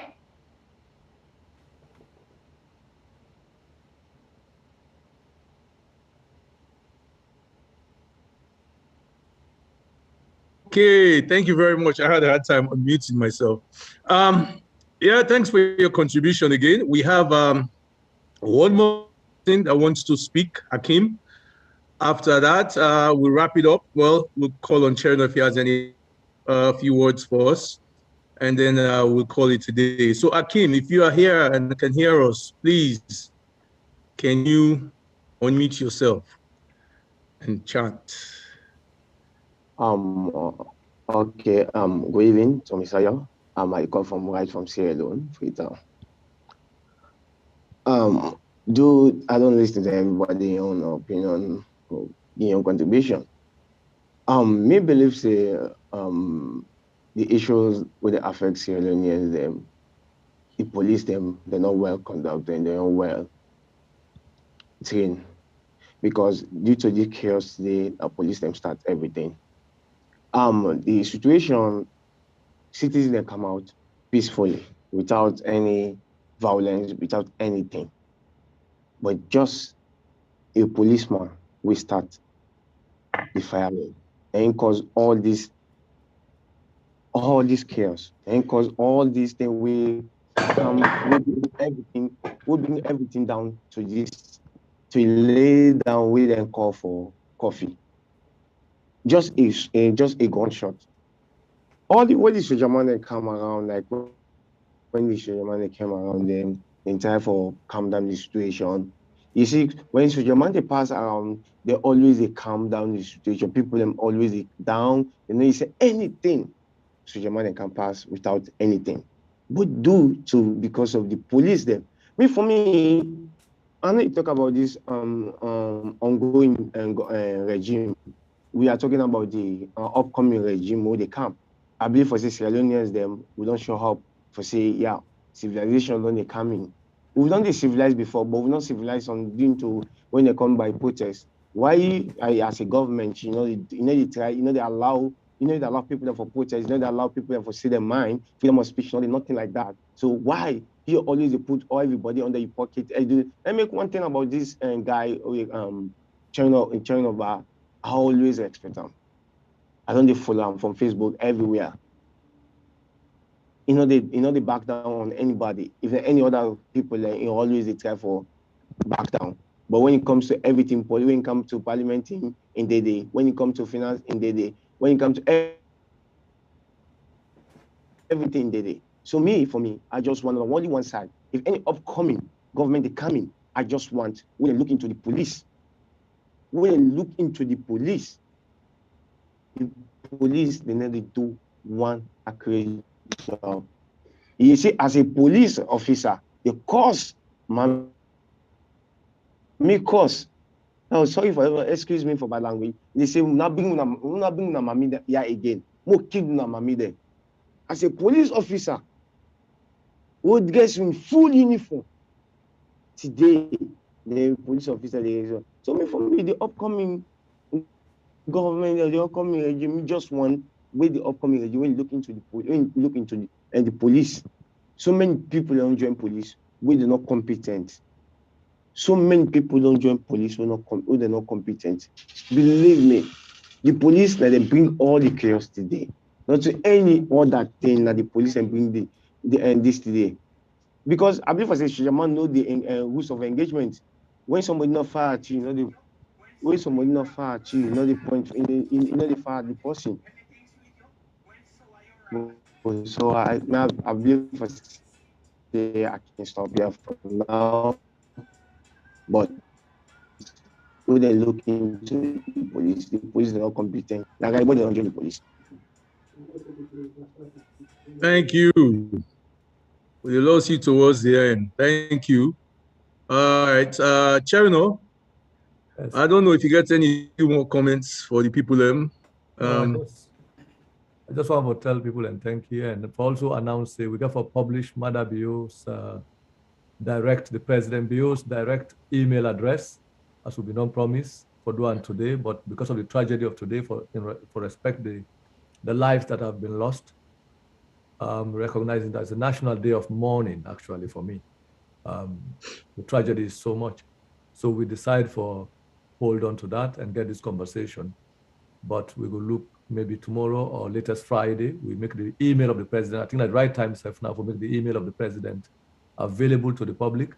So people go write to the president directly expressing how they feel, including the abuse of the state institutions, the deliberate use of state institutions, then for violate human rights and the rights of opponents, for harass opponents, and then for begin demand free and fair elections. Part of what for demand now say this incident or this tragedy of today should not be used as an opportunity by the president and the governing party for extend elections. If anything, this for allow the opportunity now for push for free and fair elections. Make them stop the use of the judiciary for harass political opponents, harass ordinary citizens, the use of the police for terrorize people, and parliament as well. So for be held accountable for failing to defend the interest and welfare of Sierra Leoneans. I think that one for do so tomorrow or Friday, depending on the situation, but not later than Friday. We go from now to Friday. We will release the direct email address of the president for encourage people to write directly to them how they feel. Me plan for write my own letter. I don't already complete. I've been planned for send them out today about how I feel about the situation, and then hope say that letter will serve as a template for people who support us. And we've already set up a WhatsApp group where hundreds of people have signed up, and that was encouraging development yesterday. Unfortunately, the tragedy of today has not allowed us to move the way we planned. So we hope to kickstart that and remain focused on the issues as we always remain focused. I will still tell the people of Salone, in fact, today, the members of parliament, we are in parliament talking about the public elections bill. When I find out from them if they don't pass it into law or not while demonstrations go on, we need to get them for telling what they do in parliament today while people were being killed on the streets. So let's do that. So I go on for left on that note today. Thank you very much, everyone. Thank you. Thank you, Mr. Chernobyl. You should be proud of the work you've done for our country, really and truly. On a kind of heart for fan, I can always tell you. Now, big picture for close. First of all, I think somebody mentioned about the different thing them way, and Hakim, we just talk the different thing the way the Africanist press, particularly Cherno mentioned, don't they put their hand in palm. Within our own forum, we say Chernobyl use one phrase. We say the work way they do right now, they call it Operation Octopus. So many hands in different places. So not for surprise. But what I want for make we end on, the big picture they show say, we don't look at financial corruption, and then now they enter more into political corruption following the Africanist press. Financial corruption, not only to, is still going on as we talk, as we address political corruption. You just see Harry Cherno talk about Madabio on a trip to the UK. This is a recent trip where the finance minister saying a walking visit, the press secretary saying a vacation, family vacation or whatever. So in on pull £70,000 in worth £20,000. On top of that, then pull back $35,000 and then two times 35. So if it converts all to £90,000 and $70,000 just for this walking visit / vacation trip, notwithstanding the money again where them don't send go before £95,000 where them don't send through a wire transfer because let me say that expeditious. All right, then in the financial crimes, and I don't Africanist press begin, and it's still go on. But now we don't move into looking at political corruption. We now, and they're related, because we don't create financial corruption. In the next way you have to do that for protect yourself from that thievery or from the accountability we get for car. Because you get for car, I mean, the power they done. So then they try now not for lose the elections, for save themselves at least for 5 more years with regard to the accountability that is facing these guys. And it's facing them, they know it. So the political elections bill, the political parties right, Public Elections Act bill, political parties act, and again one on cyber, one another big one. What do you mean for tell the people of Sierra Leone that at this juncture, because the Madabio administration will say they don't hurt a lot of Sierra Leoneans, they cannot face their stewardship cleanly in a free and fair election because they will lose. So because of that, they try to do all the other kinds of schisms also, including the state capture where we emphasize that this today more than anything else, and notwithstanding parliamentary complicity in terms of the parliamentary leadership, we don't not do certain things the way they're supposed to do. And there are others, as Chair was saying, not even talk about the financial stuff they hate. But yes, it's not total accountability. I can always don't the talk say we are at a crossroads for 2 years because the kind of corruption whether Africanist press don't reveal over the years, it's just too much. And now God in time, that's what we can say. It's not God in time, not God in work. Because if that wasn't the case, we would not probably get somebody like the Africanist press and chief editor-in-chief, where they show you anything else where they happen. Real-time corruption, I see they happen. This has never happened in Sierra Leone. And that is why I think we are at a crossroads where we have to choose between honesty and corruption. It is how we are in Sierra Leoneans. So, on that note, I want to say thank you to everyone, particularly Cast TV, and then all we guests there with us, everyone with us to listen. We appreciate you. We also appreciate the people them of Sierra Leone. We want to do the right thing, or we support them one day we do the right thing in our country. One day we shall overcome. Me, I don't pregnant with hope for I don't know how much now. From 2005, I get belly with hope. One day we'll born that picking day for our country. So, on that note, thank you, everyone. We'll be back again shortly. We're now going to see the flyer, then where they come out next. All right? Adios.